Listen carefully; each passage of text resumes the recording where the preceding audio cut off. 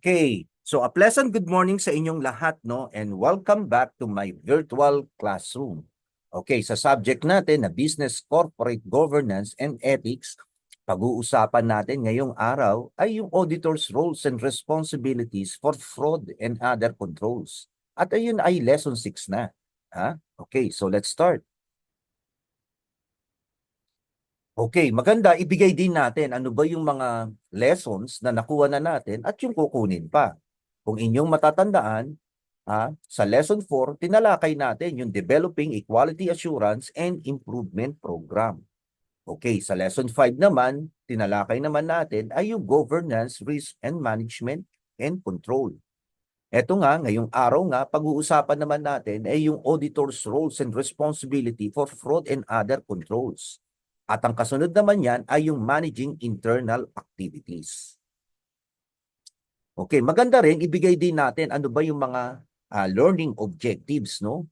Okay, sa una parte ng ating lesson, pag-uusapan natin ang mga sumusunod, no? Yung audit objectives of financial statement, steps to develop an audit objectives, what are the auditor's responsibilities in relation to errors, discovery of illegal acts, no? Detection and prevention of error and illegal acts. Now, doon sa pangalawang parte naman, pag-uusapan natin ng masinsina, no? Ano ba yung fraud, no? Explain what is fraud triangle. Explain what are fraud indicators. Now, explain what is fraud indicator checklist, type of fraud, and management responsibility to fraud. Now, plus dito sa pangatlo, ito ay pang-apat sana na no. Ito ay nakalagay sa akin sa pang-apat na topic o pang-apat na parte ng ating discussion. Okay, discuss the different management assertion. O ito talaga yung pangatlo, no? Explain what is financial cycle, what are management responsibility to error and fraud, what are the auditors responsibility to fraud and error. So kailangan magkaroon ng distinction, no? Kung kanino ba talaga ang responsibilidad pagdating sa fraud and error. Ha? Ano ang gagawin ng management at ano naman ang gagawin ng auditor. Now, material consideration and risk, no? So therefore, yung materiality, okay, so may effect yan sa magiging desisyon ng management and auditor kung ano ang magiging tamang pamamaraan, no? O pagtala, no? Pag sabihin natin, paano gagawin sa fraud and error, Okay. So, simulan na natin, no? Sa unang parte, Okay, audit objectives and responsibility. Okay. So, now, yung objective of conducting an audit of financial statement. Now, magkaiba ang objective. Depende kasi kung ikaw ay internal auditor or isang external auditor. So, magkaiba ang objective. Now, dito, ang objective ng isang external auditor, so the objective of the ordinary audit financial statement is the expression of an opinion of the fairness which that they present fairly. In all respect, financial position, result of operation, and its cash flow in conformity with GAAP. Not only with GAAP, kasi yung GAAP kasi sa US, yung IFRS o PFRS, sa atin naman yun. Now, ang auditor dito, nagbibigay ng expression, expression kung ito ay fairly presented o ginawa ba yung financial statement na naaayon sa required standard. Okay. Now, doon kasi nagbabase kasi, 'di ba, ang ating financial information o financial statement, pinagbabasihan niya ng mga decision makers, yung internal and external users of financial statement. Okay. So, doon nagbabase ngayon yung mga decision makers kung fairly presented to, kung ito bang financial statement ay pwede ba nilang asahan para sila ay makapagdesisyon ng tama. Okay. So, yun yung role ng external auditor to express an opinion sa financial statement. Now, paano naman ngayon kung ang internal auditor naman?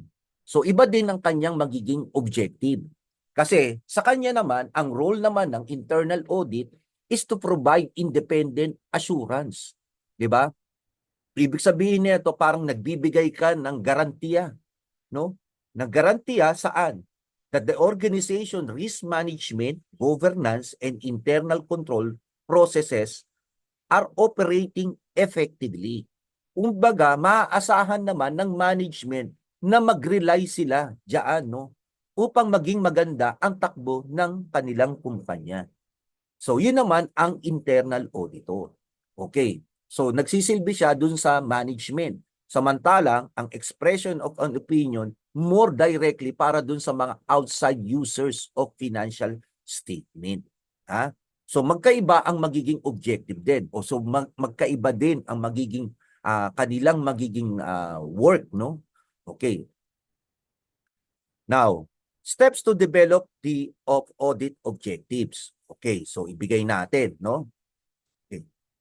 Now, yung una, understand objectives and responsibilities for audit. Okay. Now, ano na natin, 'di ba? Sabi ko nga sa inyo, magkaiba yung objectives, no? So therefore, kung alam mo yung ano yung objectives mo at ano ang gusto mong maging resulta, alam mo kung paano mo papaplanuhin ang pag-o-audit. Ha? Okay. Now, pangalawa, divide the financial statement into cycle. Now, mahalaga ito na ma-divide natin yung financial statement, like for example, sa cash, accounts receivable, nakatutok ka doon, sa inventory, nang sa ganun, masagawa mo ng tama ang pag-o-audit. 'Di ba? Kung nakahimay-himay kasi ito, mapofocus mo yung resources mo, 'di ba? Resources o kaya yung time, 'di ba? Kung saan talaga dapat tutukan. Ha? Okay. Pangatlo, no management assertion about the accounts, no? Okay, ang management assertion, parang sinasabi, o eto, tama ito. Okay, kunyari kung binigay ang financial statement, di ba? O kaya sinabi natin, o itong internal control, gumagana to ng maayos. Di ba? Pag sinabi, o kaya sabihin na lang natin sa financial statement, o kunyari sa cash, sa financial statement niya, nakalagay 20 million.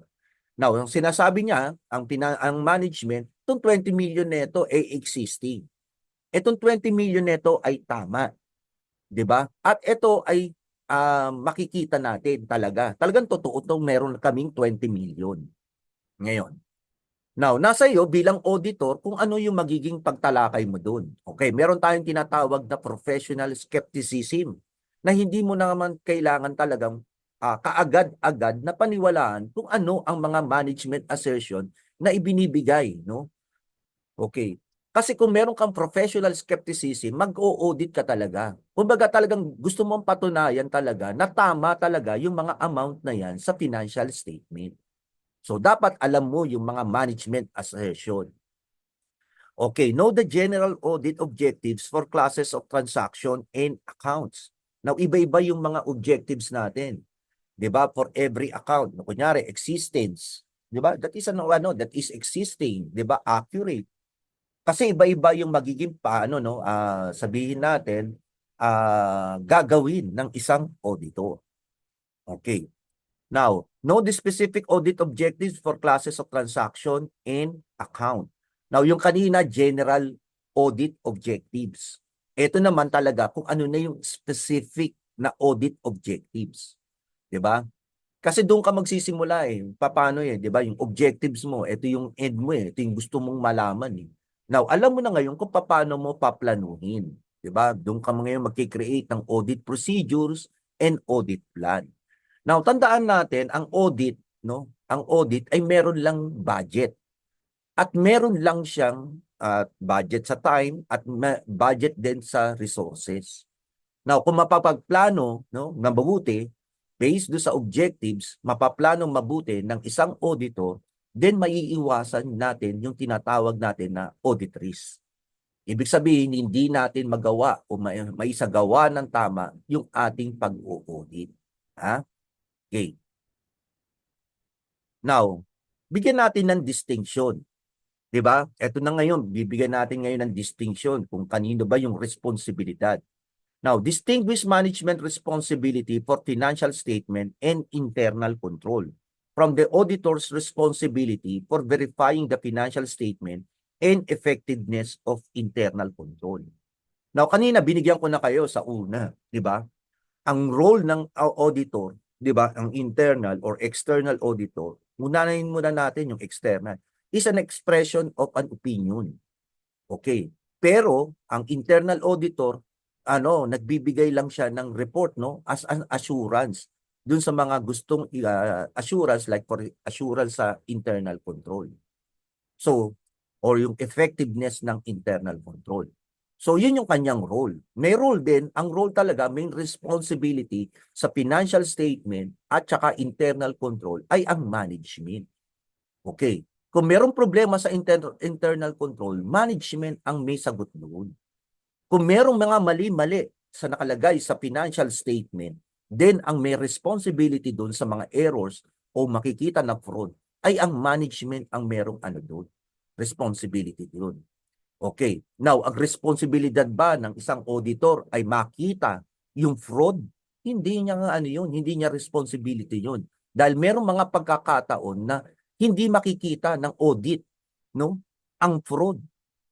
Okay. The reason kung bakit hindi niya makikita kasi 'di ba ano lang tayo, 'di ba sa audit 'di ba by sampling lang tayo. Lahat ba ng dokumento ino-audit natin? Hindi natin ino-audit. Nagsasampling lang tayo at maaaring sa sample size natin ma-include yung merong problema o kaya hindi ma-include yung may problema. 'Di ba? Yung sabihin natin sa sample size natin. Okay. So, pero yung sample size na yun, nire-represent nun yung buong population. Kaya hindi natin magiging responsibility yung pag-discover ng fraud and error. Ha? Okay, nagkakataon lang during the audit, nasasama sa atin kaya nakikita natin. Ngayon, doon natin titignan ngayon, no, kung ano ang epekto nito doon sa ating objectives, no? Okay. Now, the Sarbanes-Oxley Act, no, provides for criminal penalties for anyone who knowingly falsely certifies the statement. Okay. So, ito lang yung sa atin, 'di ba? Yung management responsibility. 'Di ba sa management responsibility, kaya nga nakalagay doon, ang may responsibilidad ng financial statement ay ang management. At sinasabi nila doon sa management responsibility na kanilang pinipirmahan ng mga officer na lahat ng mga nakalagay sa financial statement ay tama. Ha? Okay. Now, the auditor's responsibility. Auditor's responsibility for discovering material misstatement in financial statement like error, fraud, and non-compliance with laws and regulation. Okay, una, material versus immaterial misstatement. Okay. Now, sabi ko nga sa inyo kanina, 'di ba, hindi lahat ng sabihin natin na maaaring possible fraud ay makita because nag-i-employ lang tayo as an auditor ng sampling, no? So sampling lang, 'di ba, a certain percentage that will represent the population, yung sample size. Okay, so ano yung mga natin, yung material versus immaterial misstatement. Okay, reasonable assurance, no, sa pagbibigay ng report, 'di ba? So reasonable assurance. So based sa data na nakalap natin, 'di ba? Yun yung natin, role natin, magbigay ng opinion o kaya magbigay ng assurance. Ha? Okay. Error versus fraud. Okay, the distinction between error or fraud, ha? Okay. And then professional skepticism. O ito, 'di ba? Ito nga yung pumapasok nga, whatever management assertion, hindi agad natin pinaniniwalaan bilang auditor. 'Di ba? Kung hindi, ang ginagawa natin, papatunayan natin na yun talagang management assertion ay tama. Kasi kung ikaw ay walang professional skepticism, ibig sabihin naman, tatanggapin mo na lang agad, no, kung whatever na nakalagay diyan. O kaya kung ano ang ibinigay ng management sa inyo. Kunyari, pag sinabi niya ang cash niya 20 million, tatanggapin mo na lang yun at 20 million. Wala ka nang gagawing audit. So therefore, baka magkaroon ka ng problema. Paano kung hindi pala present yung 20 million na yun? Diba? So that is professional skepticism. Ha? Okay. Now, fraud resulting from fraudulent financial reporting versus misappropriation of asset. Okay, merong distinction to. 'Di ba? Yung fraud resulting from fraudulent financial statement, ito yung nag-window dress. Yung kunyari, yung mga tinatalakay natin ng mga financial scandal na ang ginawa nila, parang kinook nila, no? Cook the books, 'di ba? Yun yung sinasabi, 'di ba?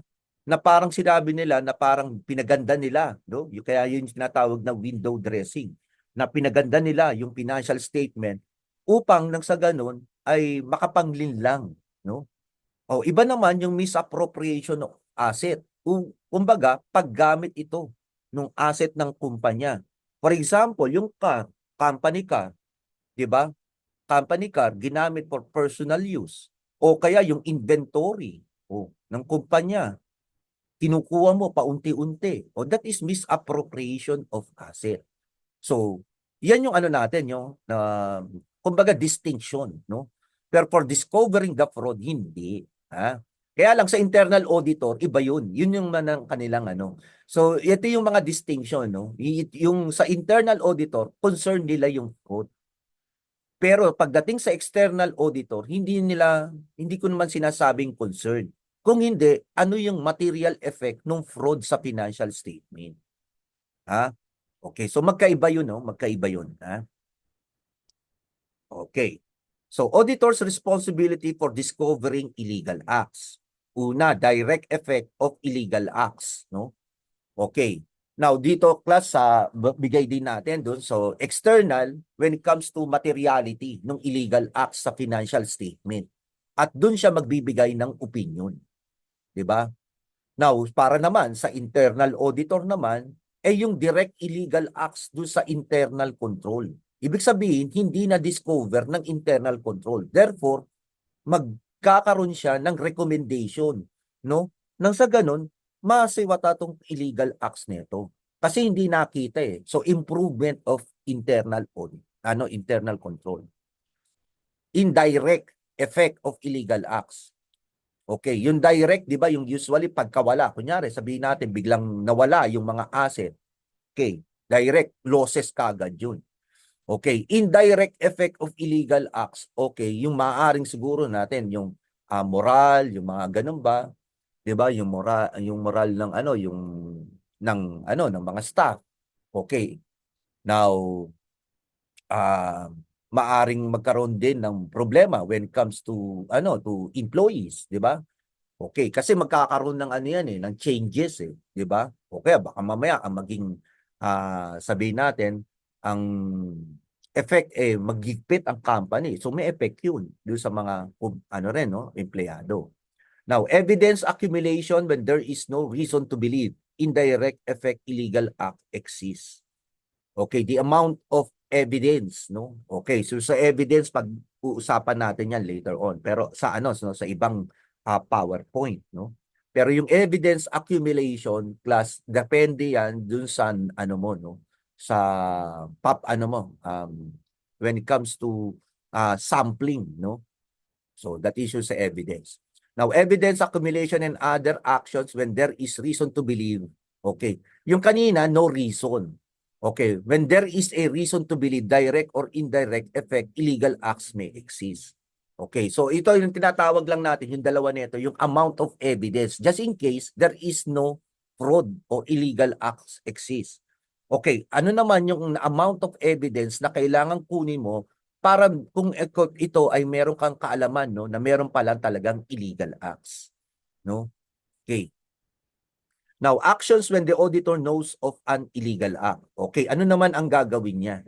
'Di ba kunyari na-discover yung illegal acts. Paano mo i-communicate 'yan? 'Di ba? O kaya tatahimik ka na lang ba? 'Di ba? Kasi merong ano 'yan 'di ba? Pinag-usapan natin 'yan sa dilema, 'di ba?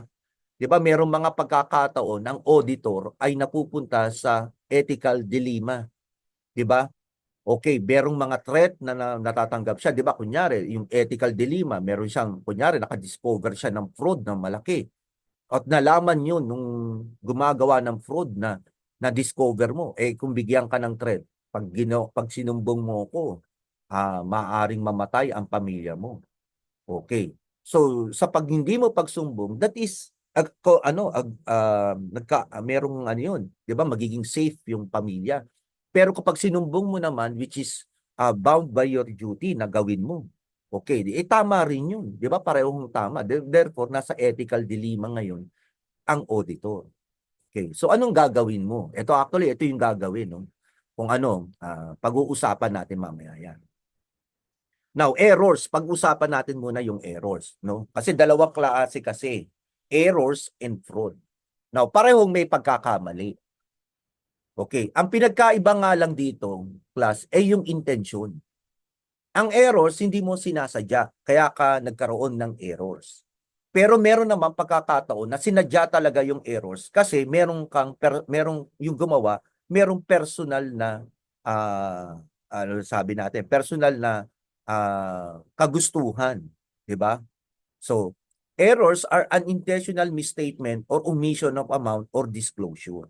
Okay, ito ay hindi sinasadya.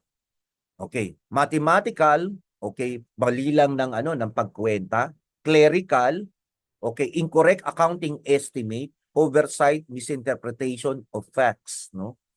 Okay, mistakes in the application of accounting policy. Okay, then that is error, no? Okay. Now, types of accounting error. Okay. Una, an error of original entry. Okay, kung babalikan natin yung accounting 101 natin, yung basic accounting natin, 'di ba? Yung error of original entry, ito yung ating journal, no? Original entry is yung journal natin. Okay. O 'di ba pag sinabi ko na dati, ewan ko kung natatandaan ninyo, pag nagkaroon ka ng error sa journal, tuloy-tuloy na 'yun, no? Magiging error na rin. Kunyari kung hindi ito na-discover, so sa paggawa mo ng financial statement, eh meron na ring error. Kumbaga, doon pa lang sa journal entries, dapat tama na yung ginagawa, 'di ba? Okay. So, an error in original entry is when the wrong amount is posted to an account, no? The error posted to the wrong amount will also be reflected in any other accounts related to the transaction. Okay. Kunyari, for example, na post mo sa inventory imbes na accounts receivable, eh di mali na lahat yung ano, yung magiging presentation mo ng financial statement hanggang sa financial statement, di ba? Okay. Error of duplication is when an accounting entry is duplicated, meaning it is debited or credited twice for the same entry. Dalawang beses mong na-entryhan yung iisang transaction. So that is yung error of duplication. Now, tama rin ba yun? Lalabas ba rin ba yun? Tama. Kasi di ba pag ginawa natin yung financial statement, equal yung debit at credit mo. O kaya yung accounting equation mo. Eh yung pala, meron na palang nakalagay doon na dalawang beses mo na entryhan. No? Na iisang transaction. Error of entry reversal is when the accounting entry is posted to the wrong direction. Meaning, a debit was recorded as credit or vice versa. Okay. Napagbaliktad mo, 'di ba? Kunyari collection of accounts receivable o debit accounts receive, 'di ba? Dapat ang entry mo doon, debit cash, credit accounts receivable. Okay, ang nangyari doon sa journal entries mo, napabaliktad mo, debit accounts receivable, credit cash. Ha? So hindi ko tinuro sa inyo 'yan, na, 'di ba? So that is yung entry of reversal, ha? Okay. Now, types of accounting error. Error of accounting principle, actually, ito ay kasunod lang, no? Okay, occurs when the accounting principle is applied in error. Okay, for example, ang accounting principle, yung materiality principle, 'di ba? Sinasabi natin material yung amount kung ito ay magkakaroon ng pagbabago sa iyong desisyon. 'Di ba kunyari, ang ginawa natin yung stapler, ang amount is 150, 'di ba? Okay, now i-apply natin yung materiality. Material ba yung 150? 'Di ba? Supposed to be yung stapler is an asset, no? Based sa kanyang definition, it will qualify as an asset. Ngayon, pero ina-apply natin yung materiality concept o yung materiality principle. Kailangan ba nating i-record yung 150 pesos, no, sa ating fixed asset account? Or pwede ba natin na ito ay gawin na lang natin na outright expense because of materiality? Okay, so usually ang ginagawa natin, ina-apply natin yung materiality principle dyan. So ini-expense na lang natin since yung amount ay masyadong maliit. Ha? So ang error accounting principle dito, nilagay mo pa rin sa asset, no? Nilagay mo pa rin sa PPE, no? Yung ganung kaliit na amount, ha? Okay. Now, error of commission is an error that occurs when a bookkeeper or accountant records a debit or credit to the correct account but to the wrong subsidiary account or ledger. O ito naman, 'di ba? Ang entry mo accounts receivable, nailagay mo doon pagdating sa posting to the ledger ay nailagay mo sa inventory. So, nailipat mo doon. So, mali na ngayon yung balanse mo ng accounts receivable at mali na rin yung balanse mo ng inventory. Okay, pag ginawa mo yung financial statement. Ha? Okay, another compensating error is when error has been compensated by offsetting entry that is also in error. Okay, eto naman class, di ba, kunyari, meron kang accounting error na journal. Bay, mali pa rin yung ginawa mong, kumbaga para i-correct mo yung error, naglagay ka pa ng accounting entry na error din. So, nag-compound na yung error, ha? So, compensating error. Okay. So detection and prevention of accounting error. Okay. So paano ba natin nade-detect 'yan? So audit trail. Audit trail ibig sabihin iti-trace mo yung mga kunyari from the entries, titignan mo talaga yung resibo o yung pinakasabi natin source document.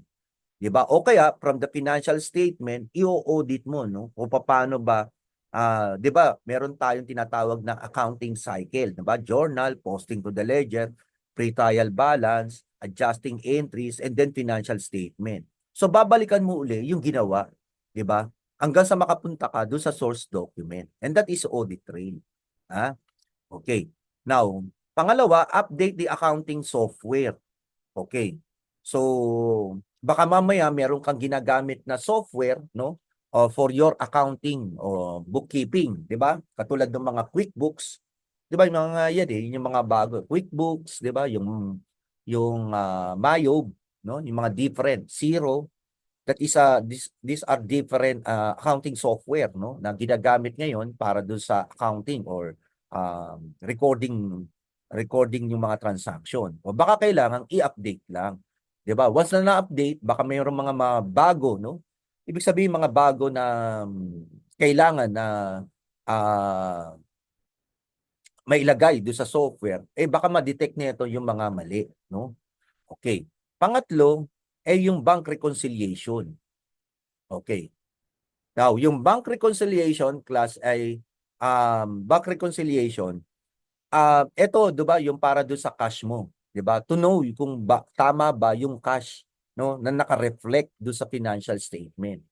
Okay, 'di ba tinitingnan mo ngayon, kumbaga parang put into agreement kung ano yung record mo. Kunyari, meron kang nakalagay doon, cash in bank, no? PNB. Oh, nakalagay doon. Okay, ang nakalagay 10 million. O tignan mo talaga kung tama ba, kung meron ba talaga silang 10 million doon sa PNB. O magagawa mo lang 'yan kung merong mang difference sila. Kunyari, initially may difference. Magagawa mo yung bank reconciliation kung parehong tama, no? Okay, at makiko-correct mo rin, no? Yung nasa financial statement just in case na merong mga hindi natalakay kasi may mga tinatawag tayo na book reconciling items, no, sa bank reconciliation. Okay. Now, another yung internal control. Okay, sa internal control class merong naka-flag down, no, na just in case na merong mga errors, no, na nangyari. Ha? Okay, yung mga exceptions, no? Actually, meron yun sa mga software, no, na ipa-plug down nila yung sa palagay nila na merong error. Okay, so exemptions. No? Okay. Okay, number 2 na tayo, no? Okay.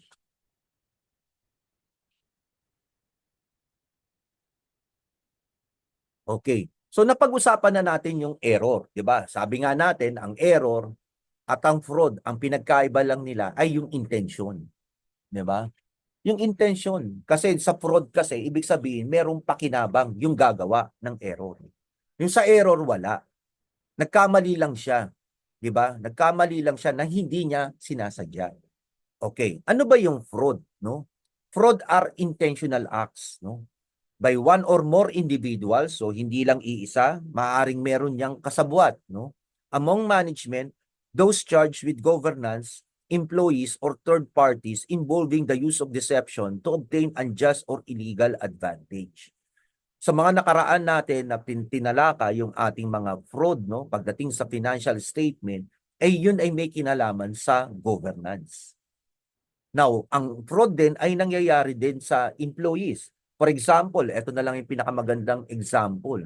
Kung ewan ko lang kung meron kayong mga parents na sabihin natin ay nagtatrabaho sa mga office.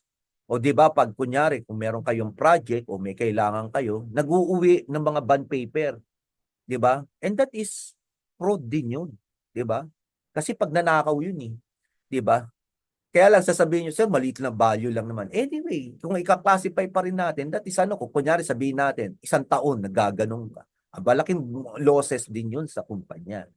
O kaya third parties, no? Ibig sabihin, in-outsource mo yung isang certain activity sa company. Okay, may fraud na nangyari. You ano by the third parties. Okay.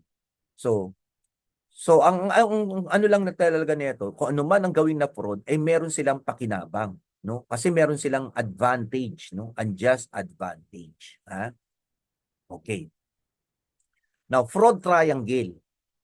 Now, sa fraud triangle, meron tayong tatlo, no? Kumbaga, parang sabihin natin, para makumit talaga yung fraud, meron tatlong ingredient.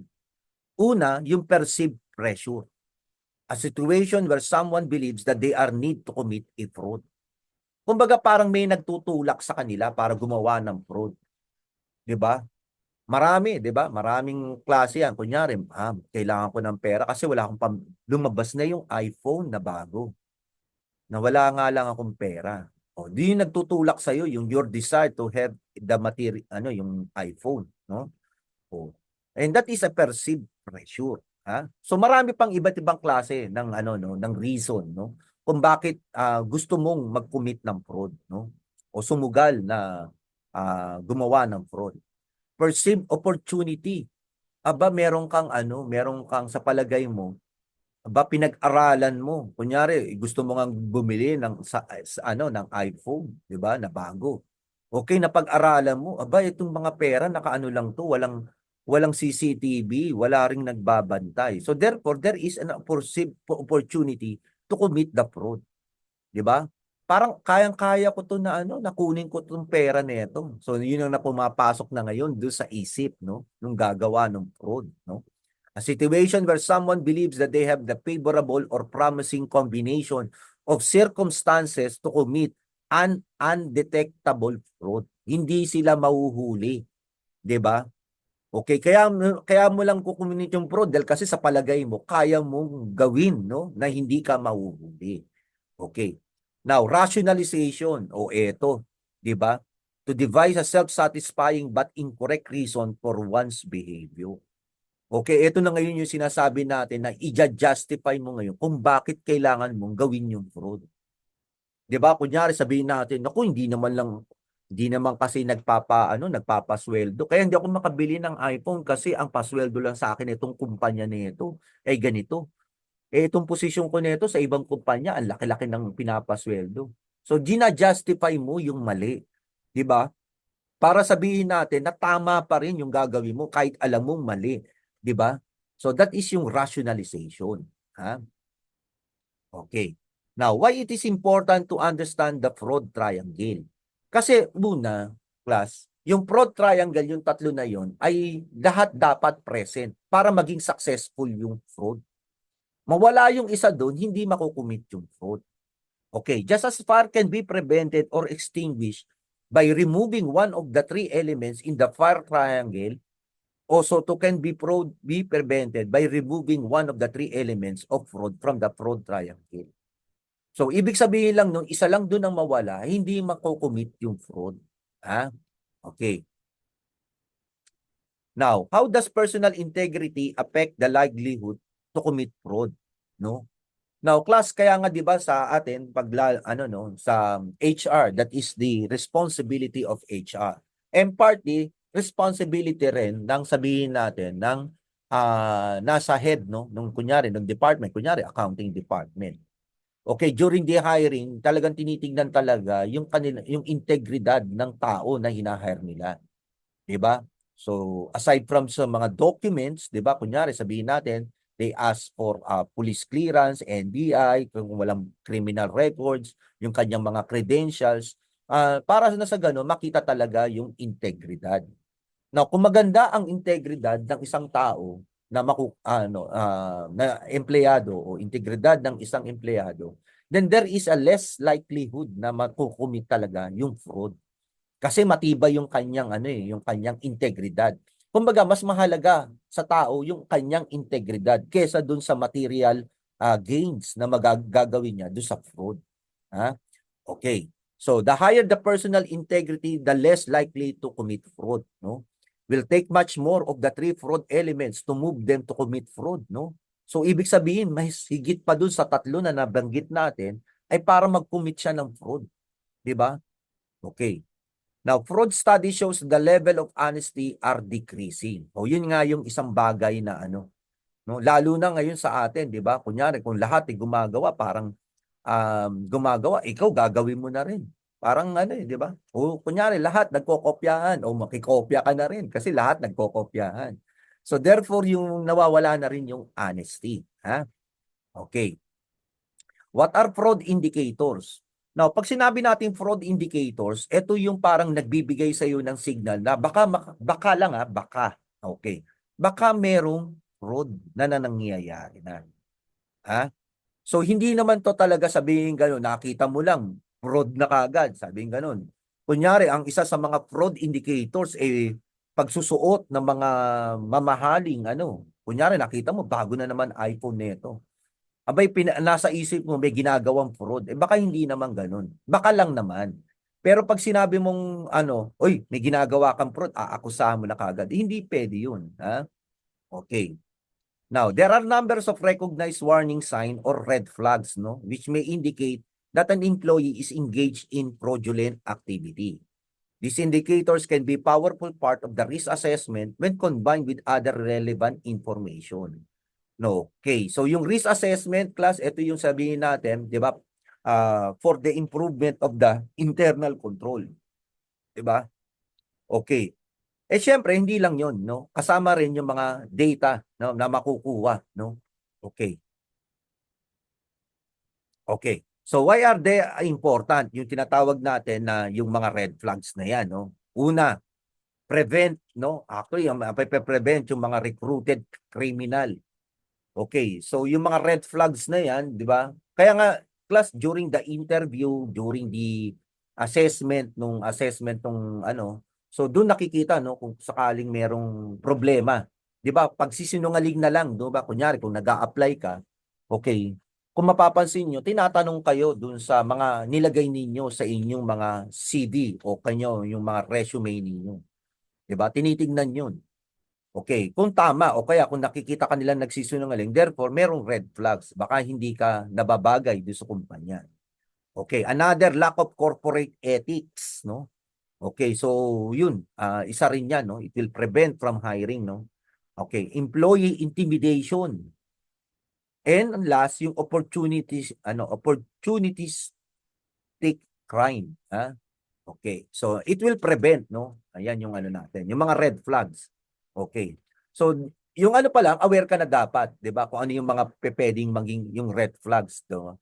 Di ba? Kasi, it will signal, no? Signal lang naman, no? Okay. Kailangan mo pa ng, ng additional pa na, sabihin natin, na pruweba. Mahirap kasing mag-akusang bigla. Okay, mahirap yun, no? So, kailangan talaga sabihin natin, red flags, dapat meron pang mga documentation. 'Di ba? Para maano talaga natin na talagang may fraud na nangyayari. Ha? Okay, what are fraud indicators? Okay, ito na ngayon. Okay, na ito ay nahahati doon sa tatlo. Okay. So, tignan natin yung mga pag-anuhan natin, no? Actually, ito ay behavior, procedural, and financial. Now, tignan natin ngayon, no? Tignan natin ngayon kung ano-ano yung mga ito, no? So, pag nakita nito, hindi pa naman kaagad sabihin natin meron ng ginagawang illegal. Okay. Ito lang ay baka lang. Yun yung sinasabi ko, yung mga fraud indicators ay baka lang naman. 'Di ba? Kumbaga parang meron ka ng yung kunyari yung kayo kung auditor kayo, yung antena medyo tumataas na, 'di ba? Ganun yun eh. Tumataas na kagad yung antena ninyo. Kumbaga parang mas nagiging dapat aware kayo. O baka eto. So alam nyo yung magiging nyo pagtalakay nyo, no? Sa audit. Okay. Now, employees who consistently work longer hours than their colleagues for no apparent reason. Walang kadahilanan, pero nag-i-stay. Baka mamaya ang gagawin nito, iniintay lang lahat umuwi tapos diyan doon niya i-commit yung fraud. Ha? So iba yung parang nag-iintay, tagal-tagal, di ba? Okay. Now, employees who are reluctant to take holiday or time off, o ganun din, 'di ba? Ayaw magbakasyon, 'di ba? Merong mga BL and SL hindi ginagamit, 'di ba? Kahit may sakit na, pumapasok pa rin. Okay. The possibility na kaya niya ginagawa 'yun ay meron siyang binabantayan. Remember, merong mga pagkakataon kapag ikaw ay wala, may papalit sa iyo sa pwesto mo, 'di ba? Para gawin yung ano mo kasi wala ka eh, may gagawa nun, 'di ba? May kapalit. Eh baka mamaya yung kapalit na papalit sa kung wala ka ay ano, ma-discover yung ginagawa mong illegal acts. Now, employees who are excessively secretive in relation to their work, kung masyadong masikreto, 'di ba? Okay, so medyo nakakatakot din, no? Ayun. Now, for procedural naman, employees making procedural or computer system inquiries inconsistent or not related to their normal duties. Abay kung ano-ano kunyari hindi naman niya trabaho na mag-inquire ng balance ng mga kliyente. Okay, hindi kanyang responsibility 'yun pero ginagawa niya. Okay, may problema 'to ay bakit ka kailangang i-inquiry yung mga information at saka yung balanse ng kliyente, nakita mo. Now, yung employees with knowledge of industry procedure but no such experience disclosed in their CV. Okay, dito makikita naman 'to during the interview. Okay, kunyari nakita mo, meron ka na bang experience sa ganito? Sinabi niya, wala. Tapos nakita mo, kayang-kaya pala niya, ginagawa niya. Dus ibig sabihin nun, meron na pala siya, nagsinungaling siya. Eh kung nagkaroon ng nagsinungaling, 'di ba? Eh merong ano 'to, merong tinatago ito. Ay 'di ba sabi nga na ang sinungaling daw ay ano kakambal ng magnanakaw, sabi nga 'di ba? So may problema, 'di ba? May possible na problema. Now, prospective employees who are reluctant to provide full background information or who provides inaccurate or inconsistent information. Okay, so nakikita 'yan during the interview, 'di ba? So financial, punta na naman tayo sa financial. O eto madali 'to 'no. Rising cost with no explanation or they're not commensurate with the increase in revenue.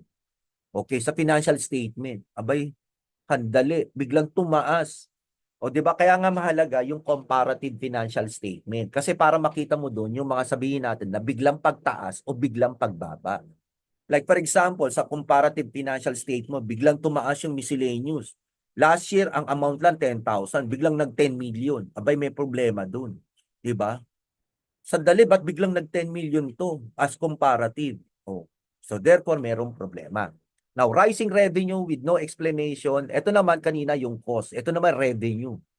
Abay, biglang tinaasan yung revenue. Teka lang, wala naman tong dokumento. Bakit tumaas yung revenue natin? So there are indicators na wini-window dress na. No? Okay, yung una, baka ka maaari, di ba, tinaasan yung expenses, biglang tumaas. Ayaw magbayad ng tamang tax. Di ba? Ito naman, yung rising revenue, para ipakita sa mga investor, ba kumikita yung kumpanya namin. So, pwede kayong mag-invest, di ba? So, ito yung mga, ano, no, panlilin lang sa financial statement. Large volume of refunds to customer. O eto, baka mamaya may kiting na. Ibig sabihin, large volume, nire-refund mo ng nire-refund, nagkakaroon ka ng mga refund. Eh, valid ba yung mga refund na yan? Diba? So, therefore, that is yung mga sa under do sa financial. Ha? Okay, dagdagan pa natin, no? Sa behavior. Employees know by others to be under duress for personal reason. Okay. Parang laging, ano, laging pressured, no? No? Pressured siya. Yung ibig sabihin nito, yung pressured nito, yung under for personal reason, yung parang alam mo, lagi siya nagkukwento, ganito yung anak ko, kailangan ng 'di ba yung parang merong mga ganong mga empleyado, no? Yung ibig sabihin lagi siya nagkukwento nung kailangan lagi niya ng pera, parang lagi mo kailangan ng pera, 'di ba? Employees with sudden change of lifestyle and social circle. O eto, abay biglang ano, biglang nagkaroon ng kunyari sabihin natin mamahaling sasakyan, 'di ba sunod-sunod. 'Di ba saan na kinukuha nito yung pera para maka-afford siya ng ganyan? Eh dati, ito lang ang suot niyan, 'di ba? Tapos biglang naging ano, naging signature na ano, na mga damit, 'di ba? So, dito magkakaroon ka ng problema, 'di ba? Meron kang problema. Now, I will alam ko is magbibigay ako ng example dito, no? Talagang actual. Now, employees under apparent stress without identifiable pressure, no? Okay. So, eto naman laging parang stress, no? Lagi siyang stress, napapansin mo.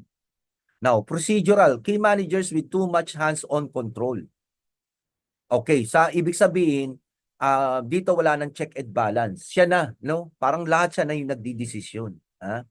Insufficient oversight or audit applied, no? So walang audit na nangyayari. O kaya walang available na internal control. Unusual number of customer complaint. Okay, usually nangyayari to yung kunyari nagbayad na sila pero hindi pa nagre-reflect sa account nila yung binayad nila. So therefore it will result to customer complaints, no? So isang example lang 'yan, ha? Okay. O sa financial naman tayo. Okay, unusual transaction or inter-account transfer even for small amounts. Okay, ibig sabihin kunyari kung may mga branches, meron silang mga transfer diyan di ba? Okay, so eto medyo parang unusual. Ang dami naman transaction yung mga branch, kayong dalawang branch. Pero yung ibang branch naman walang ganyan, no? Remuneration of disproportionately linked to activities such as sales. Okay, nakalink yung 'di ba, yung sa sales, no? Okay, kaya dito class may mga fraud Okay, so magbigay tayo ng example dito. Now, merong isang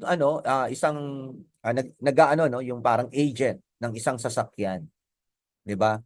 Okay, nakakota na siya. So therefore she is entitled already no, parang sabihin natin na bonus kasi nagkaroon siya ng kota. Ngayon, ang tanong dito, meron uling bumili ng sasakyan. Pero December, nakakota na siya. Anong ginagawa niya? Ipapasok niya yung sales na yun next year na lang. Okay. So therefore, there is no, mali yung 'di ba? 'Di ba mali yung na yun. Para na sa gano'n makakuha uli siya ng bonus kung makakota siya next year. Now, employees who appear to make a greater than normal number of mistake. Okay, especially when this lead to financial loss through cash or account transaction. Okay, lagi nagkakamali, 'di ba? So, lalo na sa pagsusukli. Okay, ito naman isang example nito yung ibibigay ko sa inyo sa Jollibee, 'di ba? Okay, lagi nagkakamali ng pagsusukli. Ngayon, na-discover ngayon, 'di ba, laging shortage. Okay. Nag-ano pala ngayon, meron talaga siyang talagang binibigyan ng pera. Okay, so intentional talaga yung shortage. So binibigyan niya ng pera, binibigyan niya ng So therefore that is no. Now, indicators of fraud checklist, no? So understand the red flag, consider how they may apply to your organization and be vigilant, no? Okay. Now, use red flags in conjunction with broader risk management. Okay. Sa pag-identify ng risk, no? Ng risk, no? Okay, kasi 'di ba usually ang sinasabi nga natin dito, kung merong risk, meron dapat na internal control. Now, ang isa sa mga natin, as an internal auditor ay ma-identify yung mga different risks. Okay, at tignan natin kung ito ay naaayon sa ating internal control at present. Okay, ngayon kung hindi kayang sawatahin ng internal, kumbaga i-assess nga natin as an internal auditor. I-assess natin, no? Kung yung internal audit ba ay naaayon pa o kayang isawata yung risk. At yung mga risk na yan ay na-identify natin as part of the red flag. 'Di ba parang natin isinasama natin yung concept ng red flag when it comes to risk identification, ha? Okay. Now, take account of changes in business activities or control procedure that may open up a new potential fraud risk. Like, bigyan ko kayo ng isang example dito. O, di ba, usually, before ng pandemic, karaniwan ng pagbabayad ay pumupunta sa mga bayad center.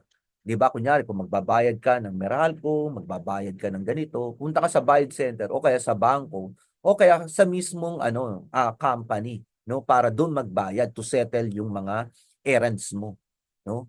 Ngayon, nagkaroon ng pandemic, mas nauso na ngayon yung mga GCash at saka yung mga PayMaya. Okay, yun yung ginagamit na ngayon na pang-settle kasi bawal ang paglabas ng isang tao, 'di ba?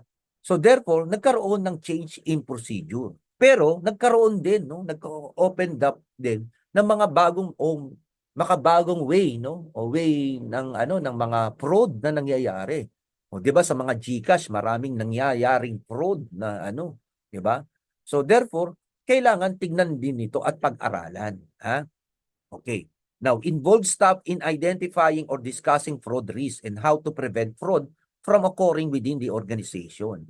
Now, since ikaw, yung employee, mas nakakaalam siya ng kanyang ginagawa. Now, pwedeng gawin nito is to document kung paano niya ginagawa yung kanyang trabaho.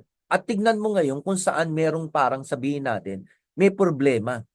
O kaya, dalawa lang naman yan 'di ba? Through interview or by observation. So, yun yung mga sinatawag natin ng mga audit procedure, 'di ba?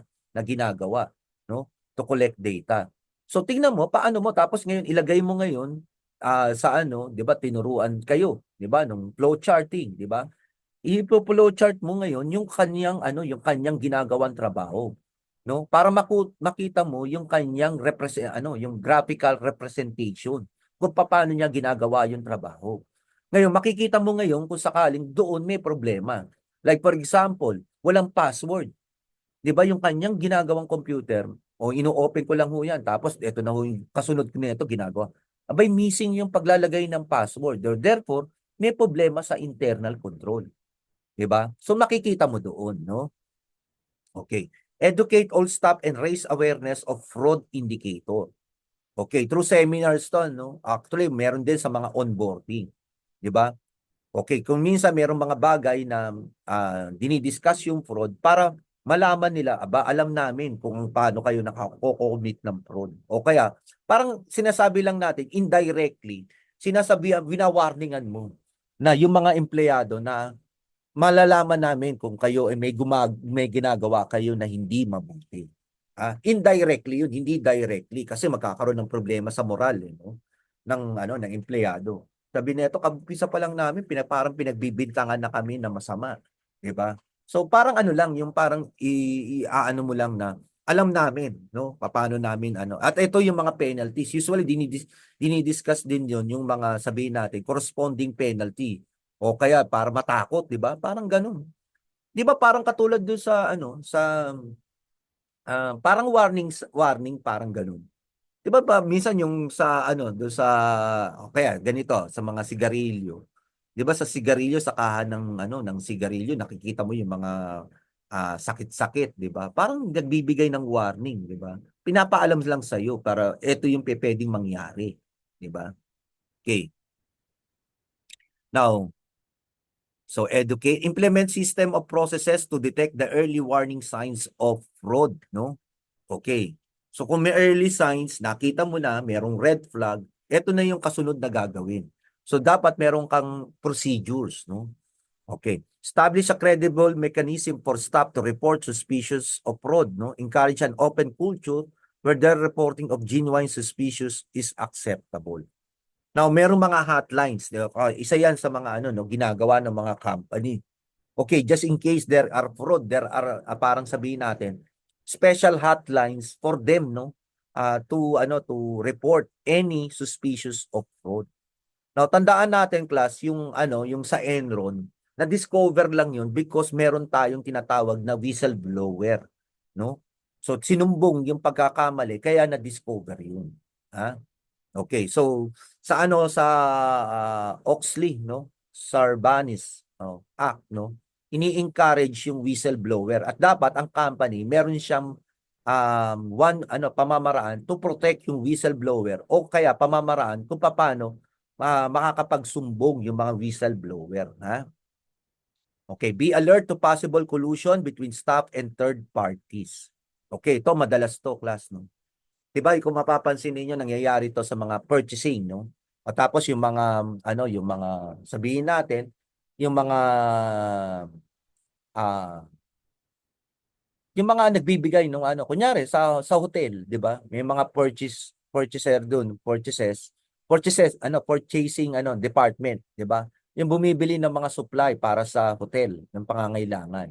Now, nakikipag-connive dun sila dun kasi 'di ba yung sabihin natin yung kumbaga parang meron silang commission just in case yun ang mapipili. Okay, 'di ba? So that is a collusion, no? Ensure regular monitoring of compliance with fraud prevention and detection policy, processes, and control, no? Okay, ito lang naman is review, no? Review ng internal control kung naaayon pa ba, kung kaya pa ba yung risk na na-identify. Review din ng mga sabihin natin ng penalty. 'Di ba? Kunyari do sa ano natin, do sa mga handbook.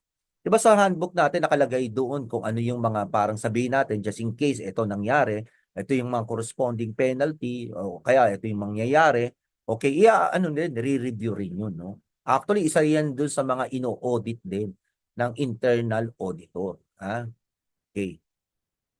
Have a fraud response plan which outlines the policy and procedure to follow in the event of fraud being discovered or suspected.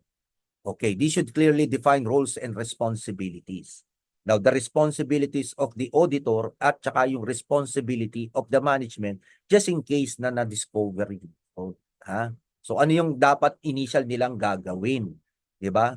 Okay. Ignore red flags. Certain industry and or activities are exposed to specific fraud risks. Ensure that any risk specific to the business are adequately addressed. Ha? Okay. Act too swiftly, mabilisan. Diba? There are only indicators of potential fraud activity, not proof. Okay, ibig sabihin lang nito maging mabilis kagad sa aksyon. Nakikita mo na pala may red flag eh. Tapos o kaya combination of red flag. Then gawin mo na kagad. Kunyari, nakita mo parang sa palagay mo yung isang empleyado ay gumagawa ng masama. O ilipat mo muna siya sandali.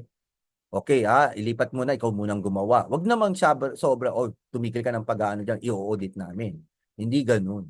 O, eto muna, gawin mo muna yung trabaho nito, ha? Si ano muna ang papalit dyan. Okay, so yun yung isang bagay na pwedeng gawin, no? Okay, overlook petty or frivolous reporting by employees.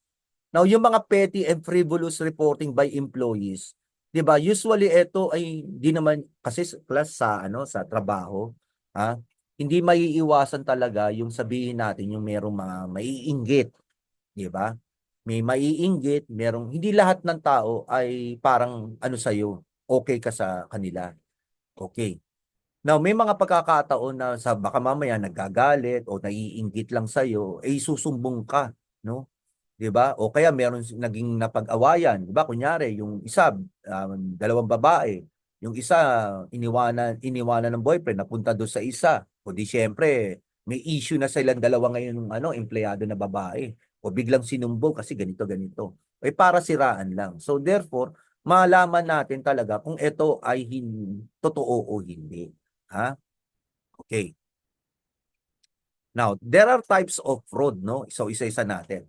Fraudulent in financial reporting. Okay, it involves intentional misstatement or omission of amount or disclosure in the financial statement to deceive financial statement users. Okay, ito yung mga ginawa ng Enron, Lehman, di ba?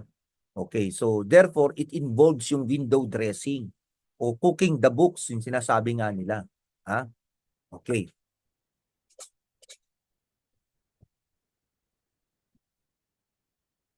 Okay, this type of fraud is also known as management fraud. Kasi ang mismong naggumagawa nito ay yung management. 'Di ba sila yung nag-uutos? 'Di ba kung nung mga tinalakay natin ng mga frauds tungkol doon sa Lehman, sa mga Enron, 'di ba yung mga nakulong dito ay yung mga CEO? Kasi sila mismo ang talagang promotor ng paggawa ng fraud, no? Okay, it usually involves member of management or those charged with governance, ha? Now, this may involve manipulation. Okay, ito yung mga karaniwang ginagawa. Falsification or alteration of records or documents. Misrepresentation in or intentional omission of the effect of transactions from records or documents. Recording of transaction without substance. Intentional misapplication of accounting policies.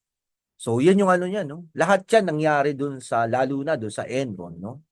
Okay, so yan yung mga ginawa no to defraud no o to deceive yung mga investor. At ang naging resulta niya, maraming mga investor ang hindi na nila na-recover yung kanilang pera. Ha? Okay. So, ito naman, class, misappropriation of asset of employee. Fraud. No? Okay, ito naman is another type of fraud. Pero this time, ito naman, sabihin natin, yung mga karaniwang pagnanakaw, di ba?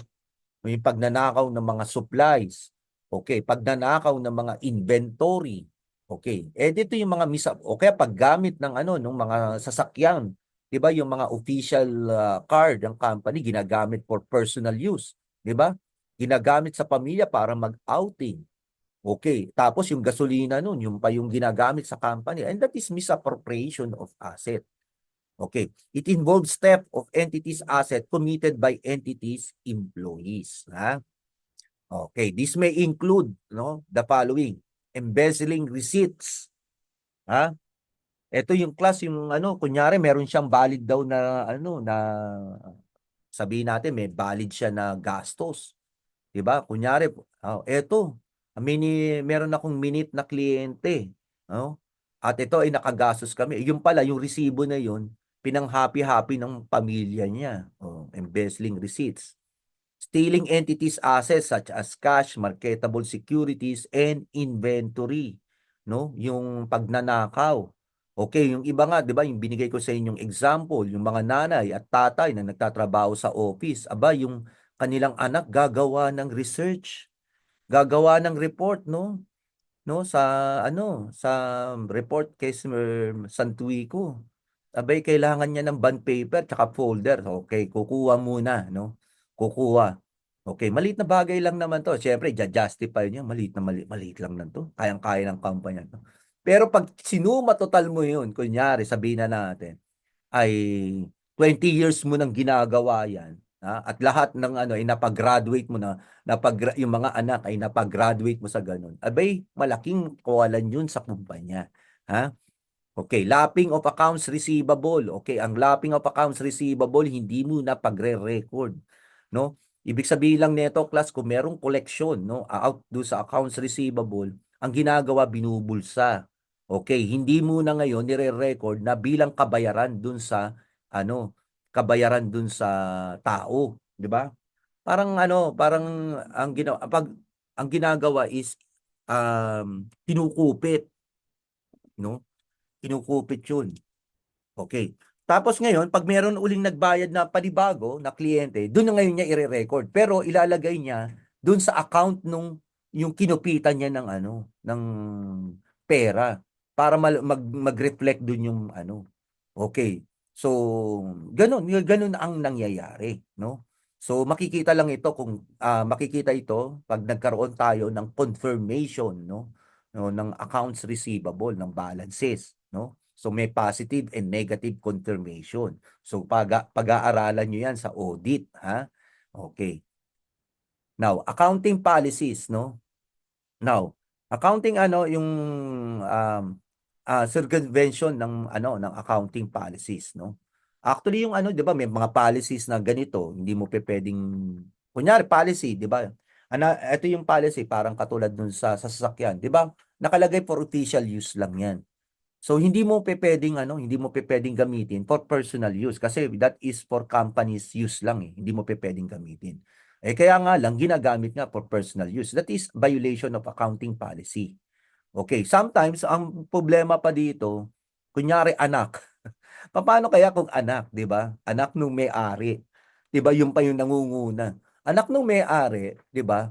Papaano mo isusumbong yun yung anak nung may-ari na gano'n na 'di ba? Oo. Okay, that is ethical dilemma, no? Okay, kasi pag sinumbong mo yun, wawalan ka ng trabaho, 'di ba? Okay, the responsibility of management and those charged with governance. Okay, so iano na natin, no? Parang sabihin natin, ilagay na natin ang demarcation. Okay, i-clear cut na natin. Ano ba talaga ang responsibilidad ng management at ang responsibilidad talaga ng auditor?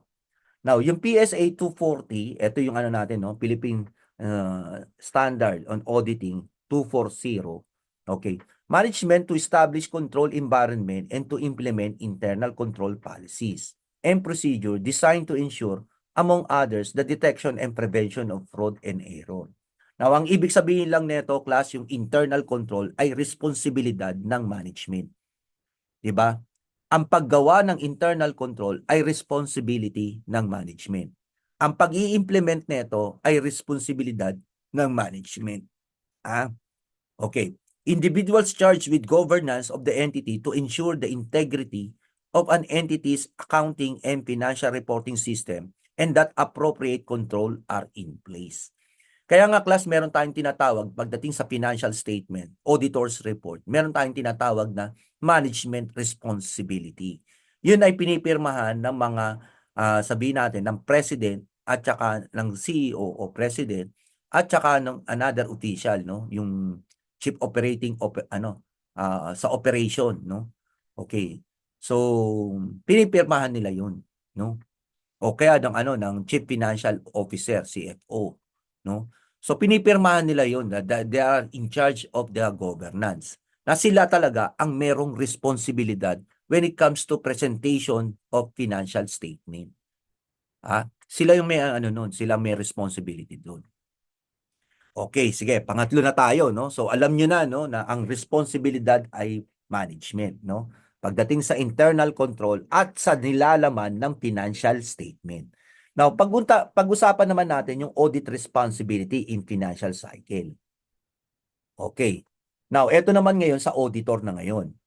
Okay, so financial cycle, no? Okay. Sa financial cycle, 'di ba, we classify transaction account balance to financial statement cycle. Now, ang ibig sabihin lang natin dito, i-class, malaman natin talaga kung paano, no, yung procedure. Okay, kasi para malaman natin yung kung paano yung magiging audit natin. Identify benefits of a cycle approach to segmenting the audit. Like for example, yung accounts receivable cycle o kaya yung accounts payable cycle. Okay, 'di ba ang ginagawa nga natin diyan, isa part of our job is to o kaya tingnan natin, no, kung paano yung kanilang procedure. 'Di ba? May yan kaya nga tinuruan kayo ng no?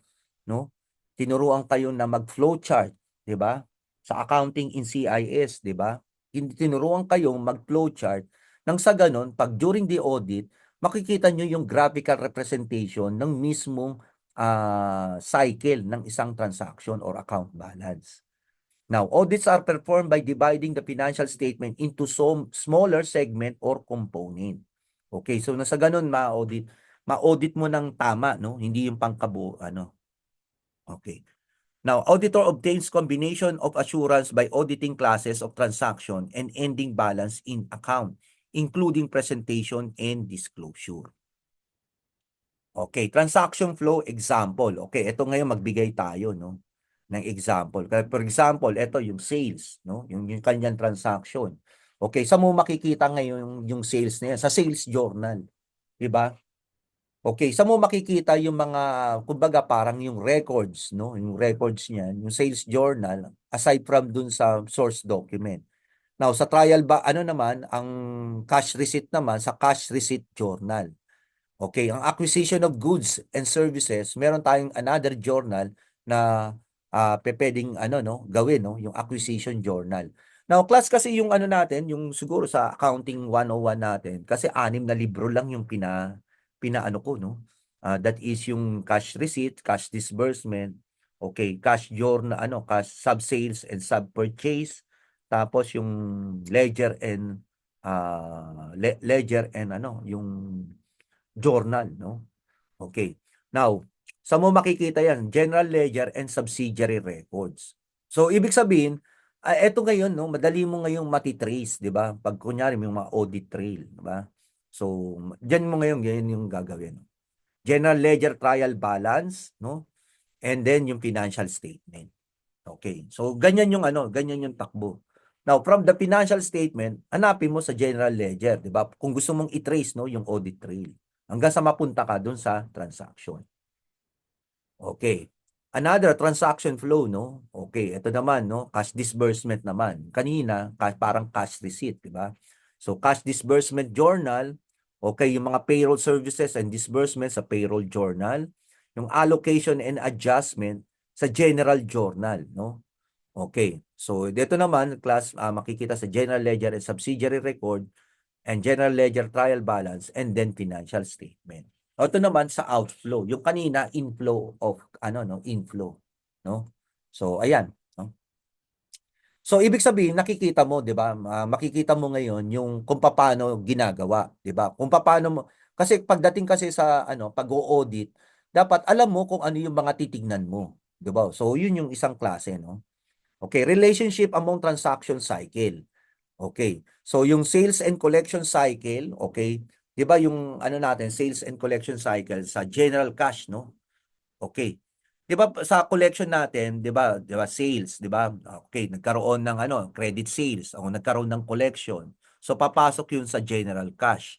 Now, yung general cash naman ginagamit naman natin sa capital acquisition and repayment cycle, o yung mga expenses natin, no? Including yung payroll and personal cycle. Okay, ito naman yung paggawa ng payroll at pagbabayad ng mga sweldo, no?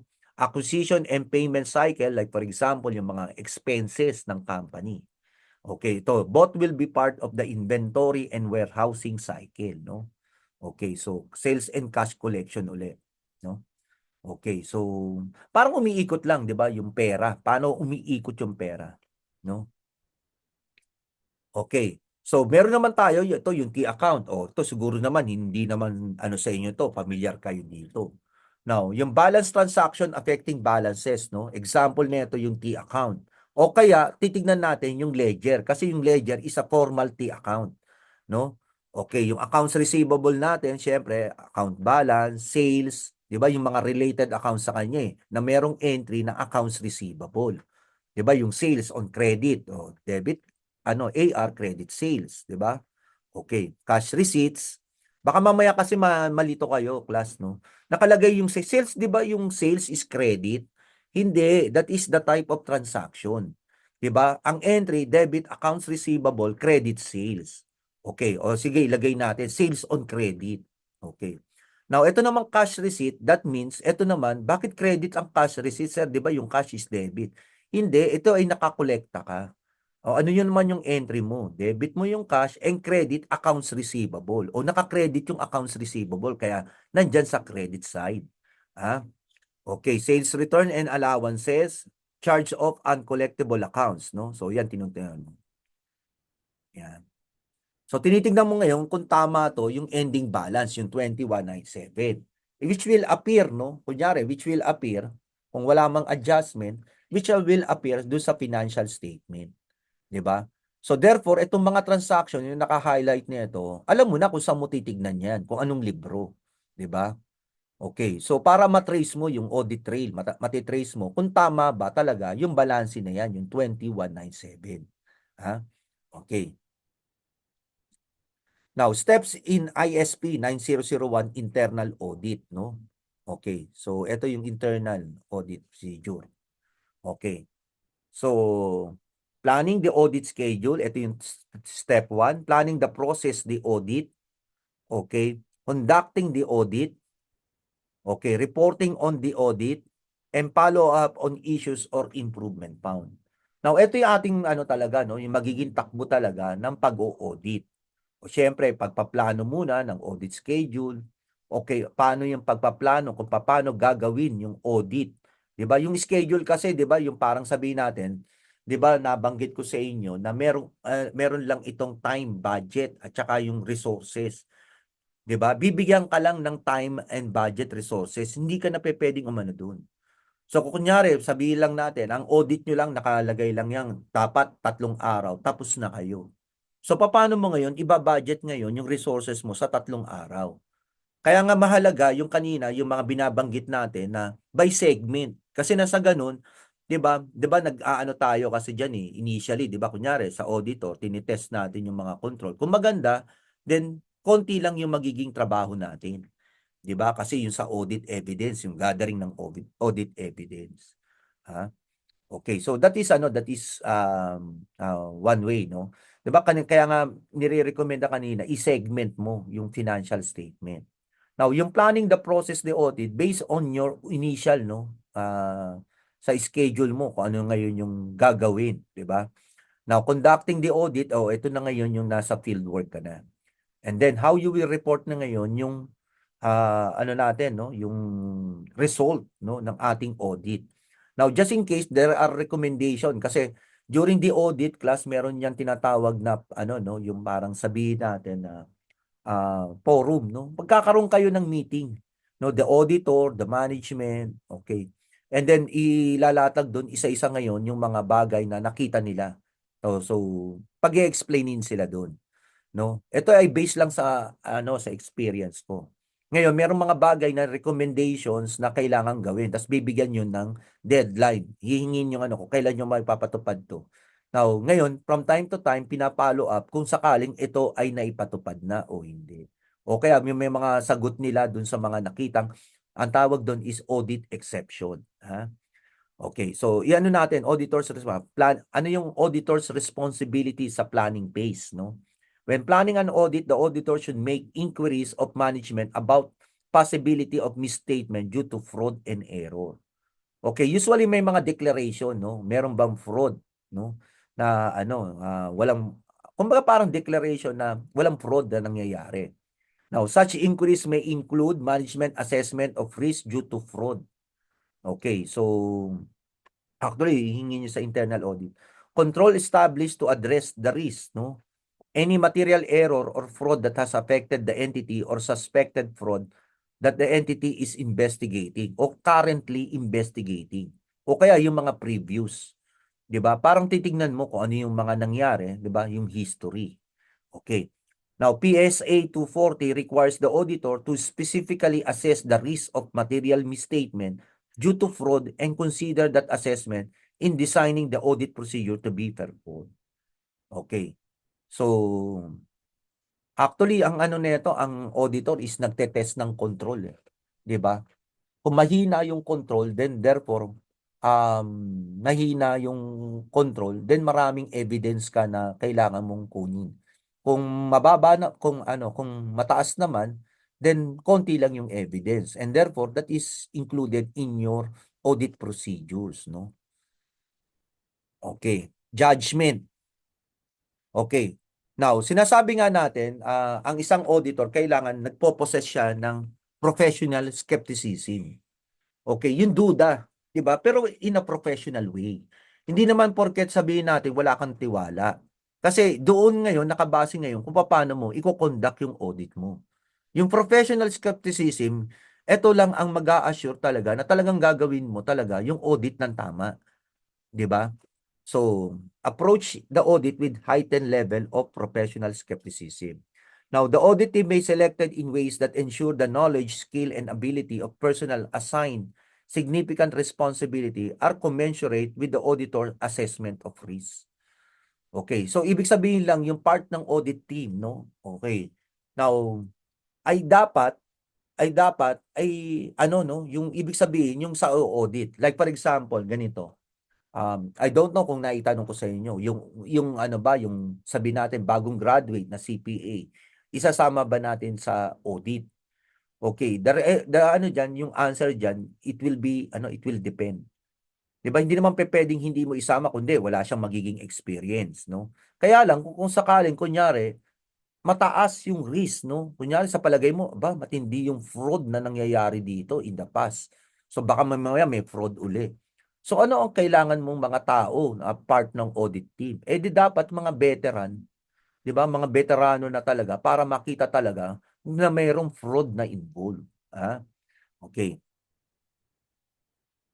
Now, the auditor's ability to assess the control risk at less than high level may be reduced, no?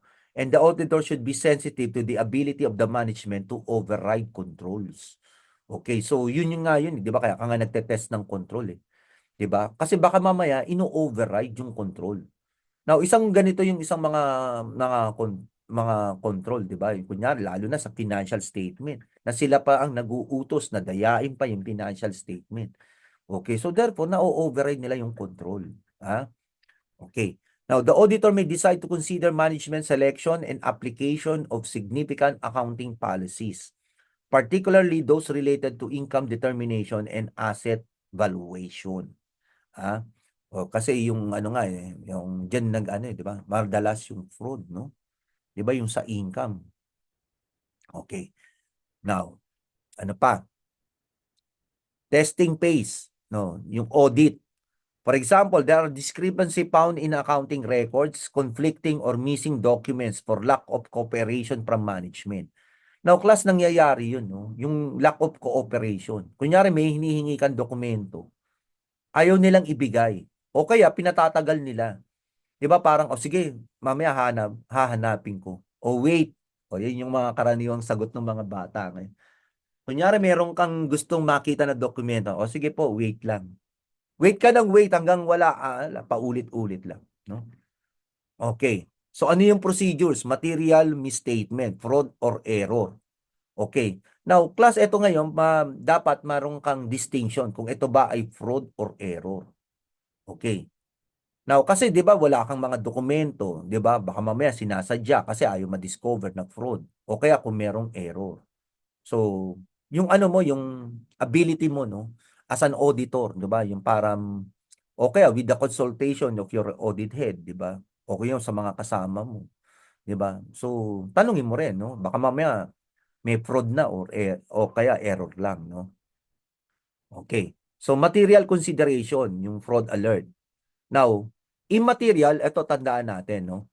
Pag immaterial, refer the matter to the appropriate level of management, at least one level above those involved. Okay, kung maliit lang, kunyari, ang ano, parang nawawala lagi, ganito. 10 pesos, maliit na amount lang, 'di ba? So therefore, ang ano niya ito, ang pagsusumbong, 'di ba? Whether external or internal ka, just in case na ano mo, lalo na internal, 'di ba? Okay. I-ano mo, no, i-report mo, no, sa ano, sa management pa rin. Okay, isumbong mo, kunyari yung tao, isumbong mo sa ano, isumbong mo dun sa manager niya, 'di ba? O kaya supervisor niya. O yun ang ibig sabihin nito. Papaano kung supervisor yung ano? Isumbong mo sa manager niya, 'di ba? Para alam na mali yung ginagawa. Ah, okay. Now, be satisfied that given the position of their likely perpetrators, the fraud has no other implication have been adequately considered. Okay, baka mamaya merong epekto yung fraud. 'Di ba? Kumbaga parang meron siyang ano, meron pa ay, naku, ito pala related pala dun sa nakita natin, na-discover natin na nawawalang pera. Oh, 'di ba? Hindi lang pala pera ang nawawala, nawawala rin pala yung mga ano, certificate ng ano, investment. So therefore there ano na baka mamaya ano rin, kumbaga maging aware ka lang na there is possible na meron pa 'tong iba pang mga bagay. 'Di ba? Meron pang ano kakabit na epekto, no? Okay. Now, kung material naman siya, consider the implication for other aspect of the audit, particularly the reliability of management representation. Okay. Now, eto na ngayon, kasi kung material na yung amount na nawawala, kunyari sabihin na natin ang nawawala 20 million. Abay, malaking amount na yon, that is material na. Okay, in case na lalo na kung ang asset lang ng company ay maliit lang. So malaki na yung ano, no, material na. You considered na material to, no? With appropriate level that is at least one level above those involved, no? Okay. Now, attempt to obtain evidence to determine whether the material fraud in fact exists and so their effort, no? Now, class, ito naman, dahil malaki na to, actually, it will warrant na talaga na sabihin natin, filing a case. Now, hindi ko pwedeng sabihin nawawala yung 20 million. No? Siyempre, magkakagulo yan, di ba? Biglang magkakagulo yan. Ay, tapos biglang nakita mo na ay, hindi pala totoo. Papaano na? Kaya nga dito, pag ganitong may material fraud, kailangan mo ng ano, evidence, 'di ba? Kasi biglang magkakagulo yan pag sinabi mong nawawalan tayo ng 20 million at ito ay dahil sa fraud. Aba, ano yan, 'di ba? Tapos biglang sasabihin mo na ay hindi po, mali po pala ako. Joke lang. Ay hindi pa pwedeng ganoon, 'di ba? So bago mo gawin talaga 'yun, magkaroon ka ng ano, mag-obtain ka ng evidence, ha? Okay, suggest that the client consult with legal counsel about the question of law. O eto na, kasi magpa-filing na ng case, 'di ba? Okay. Now, error will only ano, Okay, material consideration. So, error will only result to an adjustment of financial statement. Okay, so ito yung error, hindi ano no, hindi katulad talaga ng fraud. Error pagkakamali, and then therefore adjustment lang to sa financial statement. Okay, completion phase, no? Obtain a written representation from the client's management that it acknowledge its responsibility for the implementation and operation of accounting and internal control system that are designed to prevent and detect fraud and error. Now, this is a black and white document, no, na talagang ibig sabihin ang management ang merong responsibility when it comes to accounting and internal control. Now, it believes that the effect those uncorrected financial misstatement aggregated by the auditor during the audit are immaterial, no? Okay, both individually and aggregate to the financial statement taken as a whole. A summary of such items should be included or attached to the written representative. Okay, so may mga bagay na ano, no? Kumbaga parang full details talaga ng report mo, no? Okay.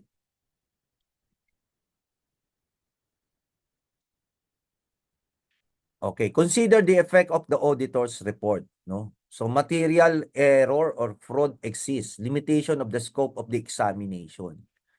Now, class yung ano nga natin, 'di ba? Sabi nga natin kanina, ang external audit, yung fraud, based yung kung ano, yung materiality nun, yung effect nun sa financial statement as a whole.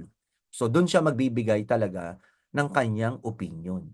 While yung internal auditor naman, yung fraud naman nun, eh di syempre yung adequacy ng internal control. 'Di ba? Ibig sabihin hindi sapat doon sa ano, hindi nakita yung risk, no? Yung risk, yung fraud yun, 'di ba? So therefore, magkakaroon ng recommendation. Okay, kapag material error or fraud exists, no, at na-discover, request to revise the financial statement. 'Di ba? Kunyari nagawa mo na tapos nagkaroon na-discover yung fraud, i-revise yun, 'di ba? Okay, kunyari sabihin natin ano nakalagay do sa ano mo 20 million. Eh meron palang fraud na wala na pala yung 20 million na yon. Ay bay malaki ang epekto nun, 'di ba, sa financial statement. So therefore, yung babasa ng financial statement dapat ma-inform sila, 'di ba? Kaya kailangan i-revise yung financial statement or issue a qualified opinion or adverse opinion. Okay. 'Di ba kasi meron kasing ano eh, meron kasing different types of opinion, no? Yung adverse opinion, yun yung ano, yun yung pinakagrabe, no? 'Di ba? Okay, ano yung limitation of the scope of the examination? O ito yung parang sabihin natin mga limitation of the scope.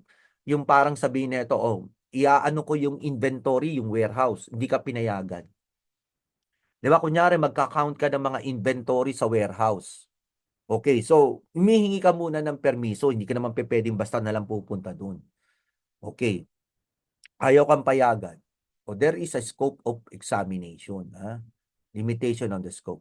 Unable to evaluate the effect of the fraud on the financial statement because of the limitation on the scope of the auditor's examination.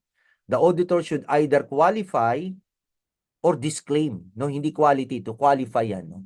To qualify, i-qualify niya yung financial statement or disclaim his opinion on the financial statement. Kumbaga parang hindi mo i-attach yung sarili mo. Pag kinwalify mo yun, tapos ano, yung alam mo, kahit alam mo na pala na there is a fraud, then you will become a you will be liable, no, sa ginawa mo sa financial statement. Kasi that is negligence, no? Ah, okay. So dapat i-qualify or disclaim, no? Kasi hindi ka pinayagan. Okay, non-compliance with law and regulation. Okay, madalas 'to. Like example nito ay yung pagbabayad ng tamang buwis o sa BIR, 'di ba? Eh yung yung tax natin is a tax code. That is a law, ha?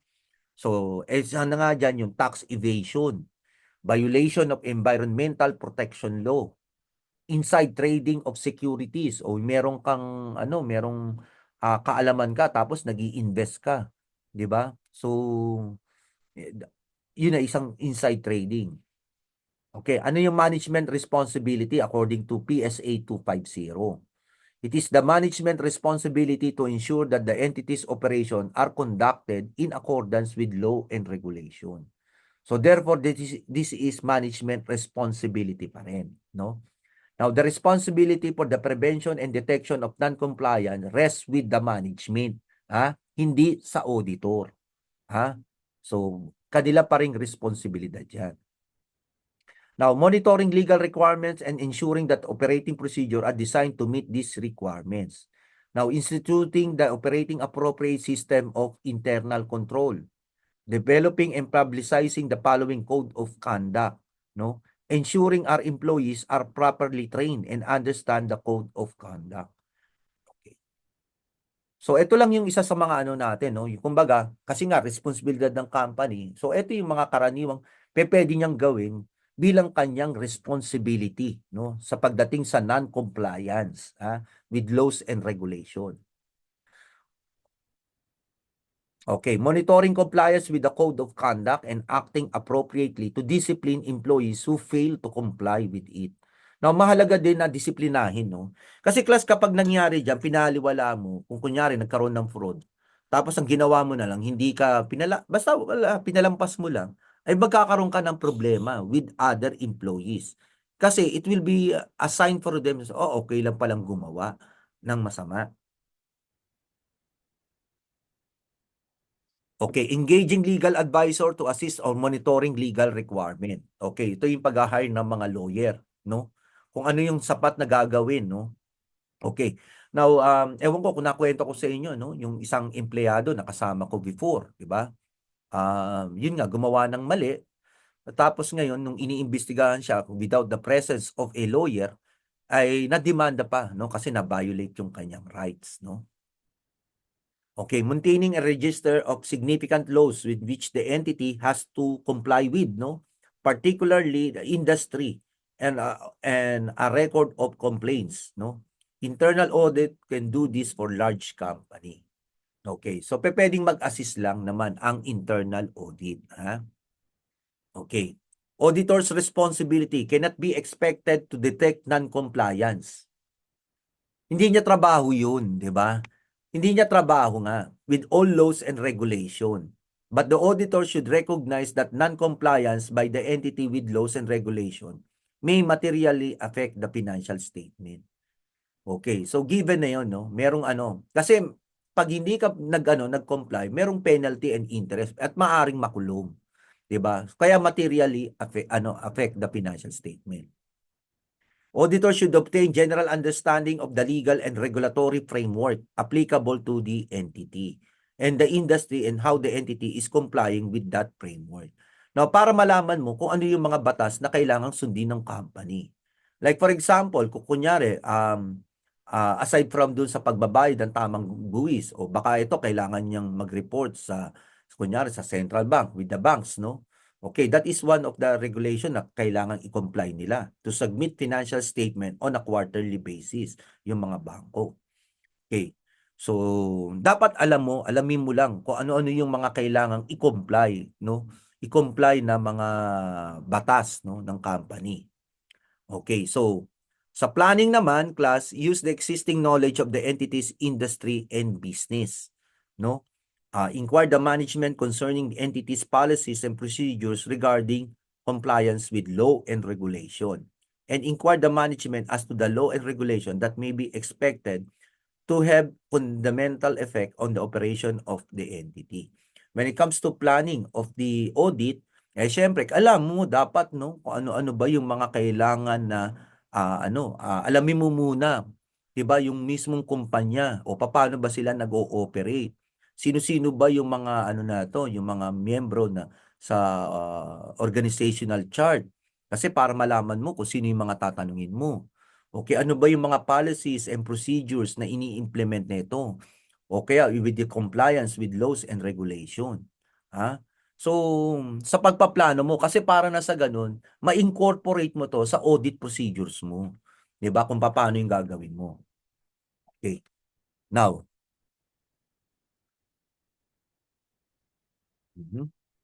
ano ba yung 5 dito? Okay, so naihan ko lang yung 3, no? Discuss with the management the policies or procedure adopted for identifying, evaluating, and accounting for litigation claims and assessment. Okay, just in case na may ano, 'di ba, yung pagdating dun sa pag-discover ng non-compliance, 'di ba? Non-compliance, then therefore there is a possibility na mahabla. So paano yung ano, no, yung sa litigation?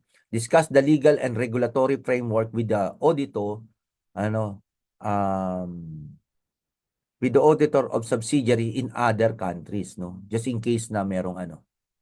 Okay, may mga subsidiary. Okay, so sa planning din, after obtaining the general understanding, the auditor should design procedures, no? Ibig sabihin, meron ka ng sapat na kaalaman. O dito ka na ngayon maglalagay na ngayon ng mga procedure mo, no? How you will conduct your audit. Okay, so to help identify instances of non-compliance with those laws and regulation where non-compliance should be considered when preparing financial statement, such as inquiring the management as to whether the entity is in compliance, no, with such law and regulation. Okay, kasi 'di ba inalam mo muna eh, ano yung mga kailangan. Ngayon parang maglagay ka ngayon ng mga checklist. O ito ba nako-comply ba natin 'to? 'Di ba? So, isa 'yun sa mga ano mo, yung mga yung checklist. Now, inspecting correspondence with the relevant licensing or regulatory authorities. O ito naman yung mga sinabi, corroborating evidences, no? Na meron kang mga ano, no? Sabihin natin, oh, tignan ko nga kung talagang nako-comply ninyo, 'di ba? Like for example, yung mga certificates, no? Certificates of compliance, 'di ba? Okay, so kaya mo ini-install ano yan. Now, the auditor should also design audit procedure to obtain sufficient appropriate audit evidence.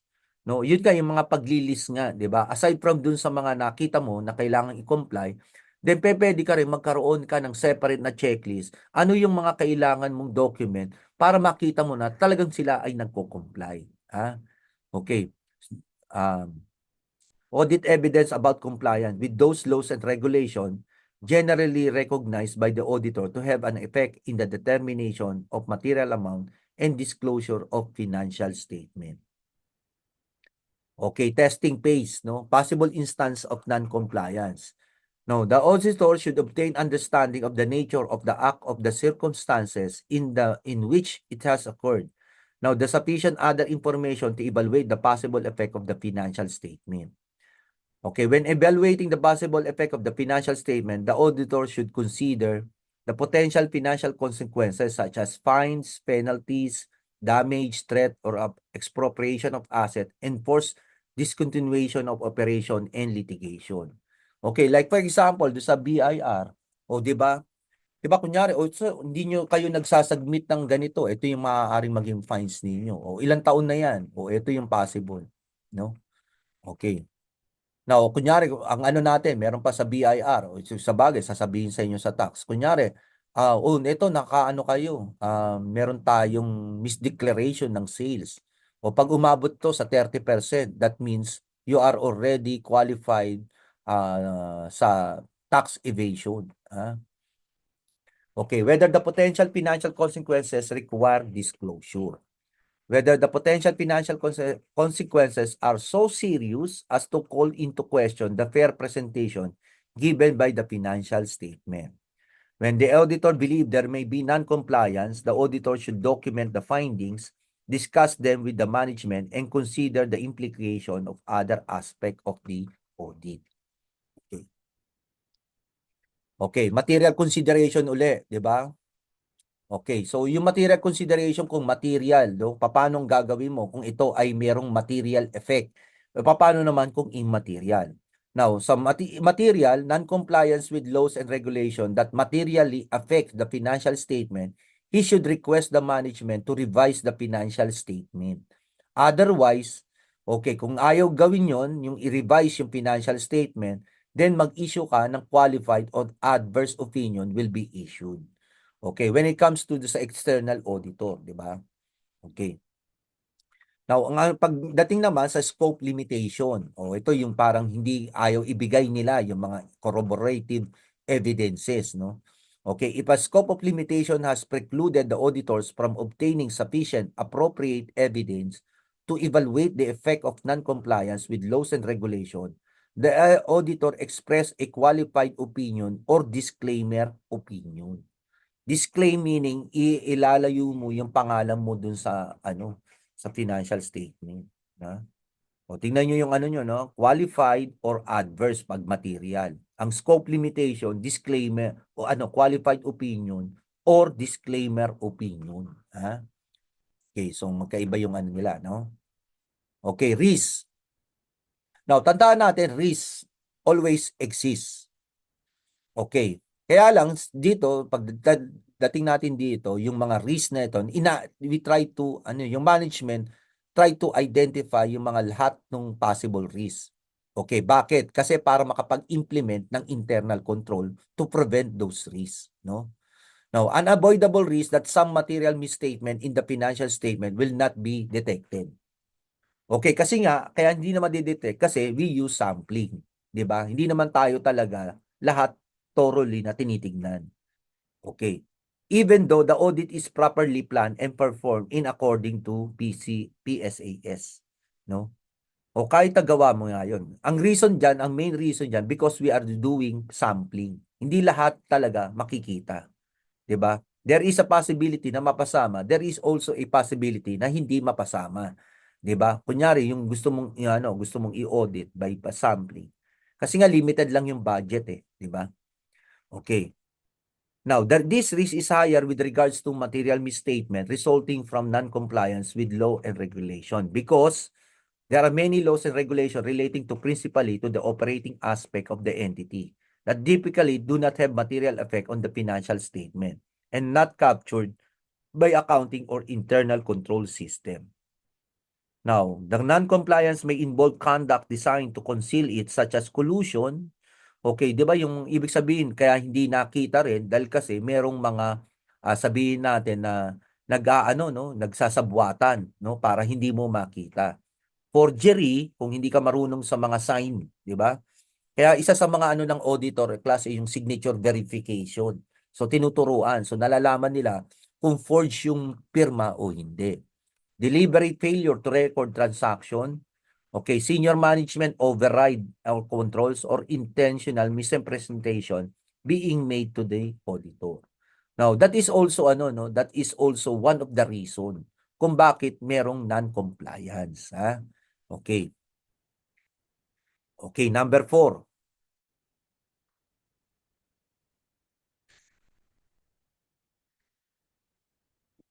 Okay, management assertion. O 'di ba yung management assertion, ito yung sinasabi nila, o ito yung sa amin on my best knowledge, sinasabi ng management, ito yung ito yung tama. O ikaw naman, hindi mo papaniwalaan kagad bilang auditor. Kasi gagawin mo muna yung audit para malaman mo kung talagang tama yun. Yun yung tinatawag natin na professional skepticism. Okay, yung phase 1 yan, financial audit is design an audit approach. Phase 2 is perform the test control, no? And substantive test of transaction. O, di ba? Kaya tayo nagte-test of control para malaman natin yung timing and extent of substantive testing natin. Kung gaano karaming evidence ang kailangan nating makalap. Kung maganda ang ating internal control, konti lang ang evidence na kailangan mong kunin. Kung mababa ang test of control, kumbaga sabi natin ang internal control hindi maganda. Okay, kailangan na natin ng maraming substantive testing, ha? Perform analytical procedure and test of detail of balances. Okay, ito yung comparison, no? Kunyari yun nga, yung from last year to this year. Kasi para makita mo yung differences, no? Kung kunyari, sabihin nga natin, yung kaninang example ko, miscellaneous expense last year, 10,000. Tapos biglang nag 10 million. Okay, that is, it warrants an investigation. Diba? Okay. Now, yung phase 4, complete the audit and issue the audit report. Okay, based on the evidence gathered. Ha? Okay. Management assertion. Okay, ito yung mga different management assertion. Assertion about the classes of transaction and events for the period under audit. Assertion about the account balance as if as a period end. Assertion about presentation and disclosure. Okay, so ito yung sinasabi nila, ito yung na-comply nila. Sa palagay nila, nagawa namin lahat ito. O, yan yung sinasabi ng management as a management kapag na provide binigay nila yung financial statement. Okay. Now, general transaction related to audit objectives. Ito yun, no? Occurrence. Okay.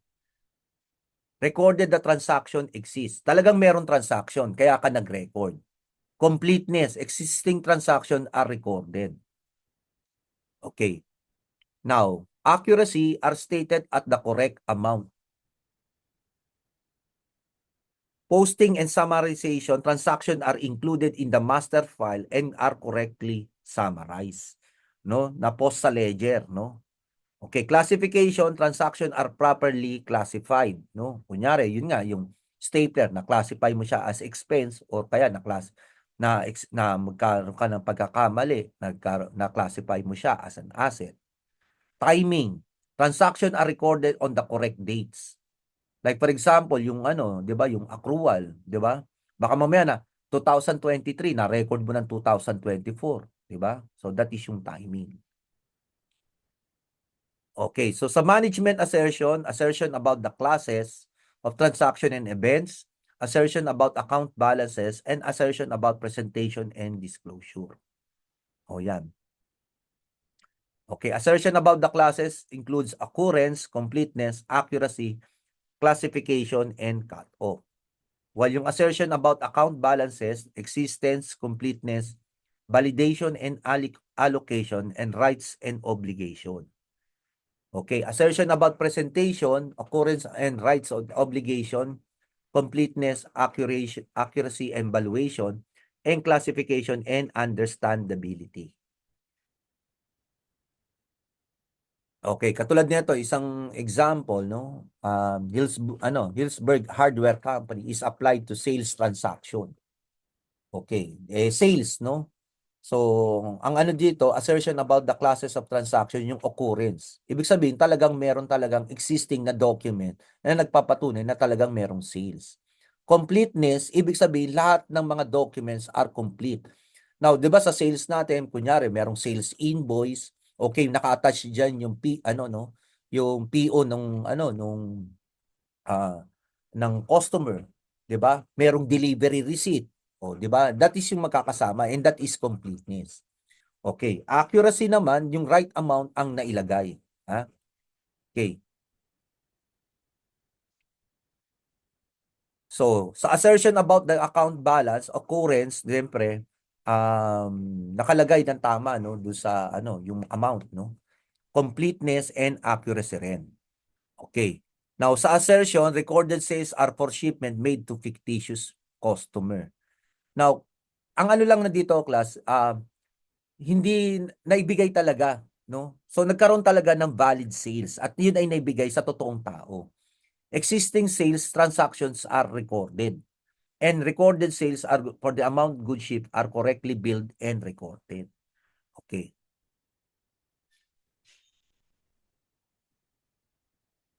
No, ano pa yung mga ano nito, no? Accuracy, classification, and cut-off. Like for example, sales transactions are properly included in the master file and correctly summarized. Okay, so classification, completeness, and accuracy and valuation. Ha? Okay. Now, yung cut-off class kasi, di ba, merong ganito eh. May mga cut-off, paano mo i-record kung kunyari, di ba, pag-aaralan nyo to, no, sa intermediate accounting. Kunyari, yung FOB shipping point and FOB destination, di ba? Kung kunyari, yung FOB shipping point, di ba, pag kunyari, yung goods na ibinenta mo, nakarating na doon sa port, okay na yun. That is already sale. 'Di ba? Meron ka ng accounts receivable kasi that constitute delivery. Nagkaroon na ng delivery. Pero pag FOB destination, ibig sabihin kailangan makarating muna talaga dun sa place talaga ng bumili yung goods. Pero habang hindi pa yun nakakarating sa kanila, then therefore there is no sales pa. Wala pang sales kasi hindi pa nakakarating. Okay. So, yung tinatawag natin na cut-off and timing. 'Di ba? So, paano mo i-recognize yung ganun? No? So, accuracy and valuation. Okay, mas pag-aaralan nyo yan sa intermediate accounting. Now, general balance of related audit objectives. Okay, existence, amount of included exists, Completeness, existing amounts are included. Accuracy, amount included are stated at the correct amount, no? Okay. Classification, amounts are properly classified, transactions are recorded in the proper period. Detail tie-in, no? Okay, so sa detail tie-in is account balance agree with the master file amount and with the general ledger, no? Kunyari, financial sa ano mo, sa trial balance mo, nakita mo, ang nakalagay doon, accounts receivable, 10 million. Abay, pag tinignan mo talaga, yung tinatawag natin doon sa ledger, talagang 10 million. Pati yung kanyang subsidiary ledger will support yung general ledger. Ha? Okay. Realizable value, assets are included, estimated realizable value. Okay, realizable value when it comes to accounts receivable and also yung inventory. Rights and obligation, asset must be owned, no? Okay, para ipakita mo siya na talagang sa'yo. 'Di ba? So, that is yung ano. Now, link 8, general balance related audit objectives to management assertion for account balance, no? Okay, so ayan yung ano natin. So, katulad nito, yung existence, completeness, all recorded inventory exists at the balance sheet date. Classification and completeness, all existing has been counted and included in the inventory. Okay, pag nagkakaroon ng inventory count, no? So tama, no? Actually dapat magre-reflect talaga kung ano yung nasa libro. Ah, management assertion and transaction to related audit ba. Now, valuation accuracy. Okay, inventory quantities on the client's perpetual records agree with the item physically on hand. Okay, yun nga pag ano mo, ni-reconcile mo yung records mo at saka talaga yung physical talaga, dapat nagtatali. Prices used to value inventories are materially correct. No, extension of price time and quantity are correct and details are correctly added. Okay, management assertion, no? Okay, to sales, no? Ito pa rin, no? Valuation and allocation, no? Okay, that includes classification and cut-off. Inventory items are properly classified as to raw materials, work in process, and finished goods. Okay, that is yung classification, example nyon. Yung cut-off naman, yung purchase cut-off at the year-end is properly proper and sales cut-off of the year-end is proper. Okay, yung cut-off nga, class, yung ano, yung ibig sabihin, di ba, yung yun nga, yung katulad nga nung FOB shipping point and FOB destination, di ba?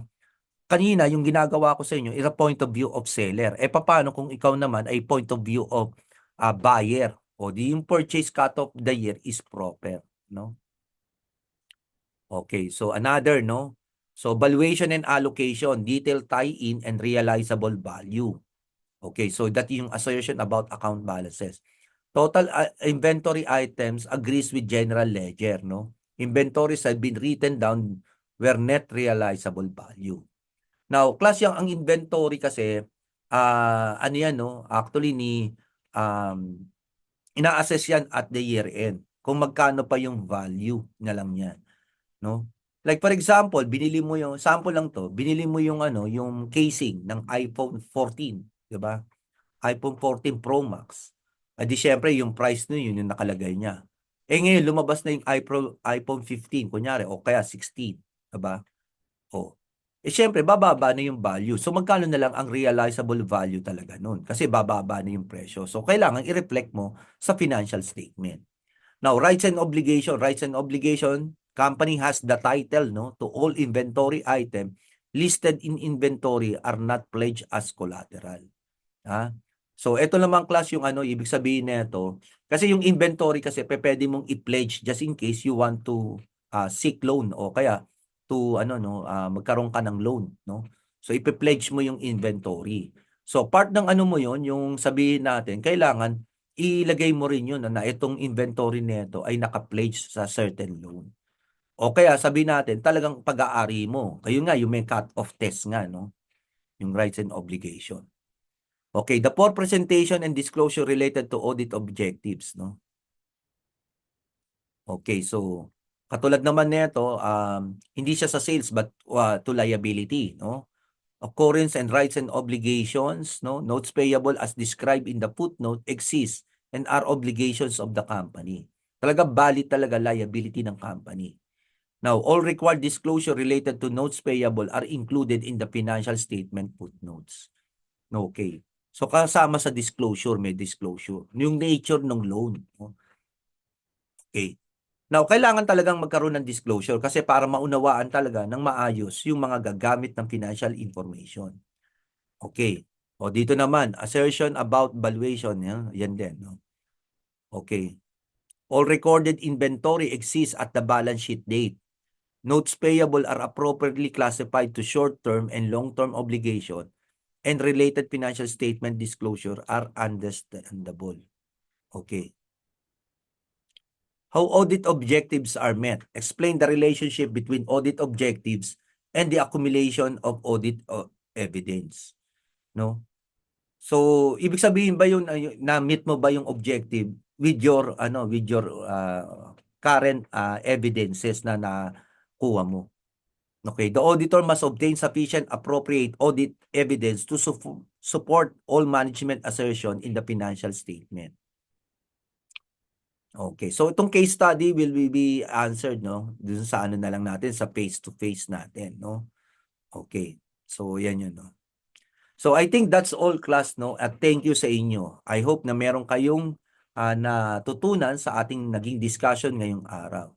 Now, before we go, no, let me share to you. Find your motivation, find your inspiration, work out, and never give up. Okay, para yan sa mga nagpo-pursue talaga na maging CPA. Okay, sige. Thank you sa inyo, class, and see you next time.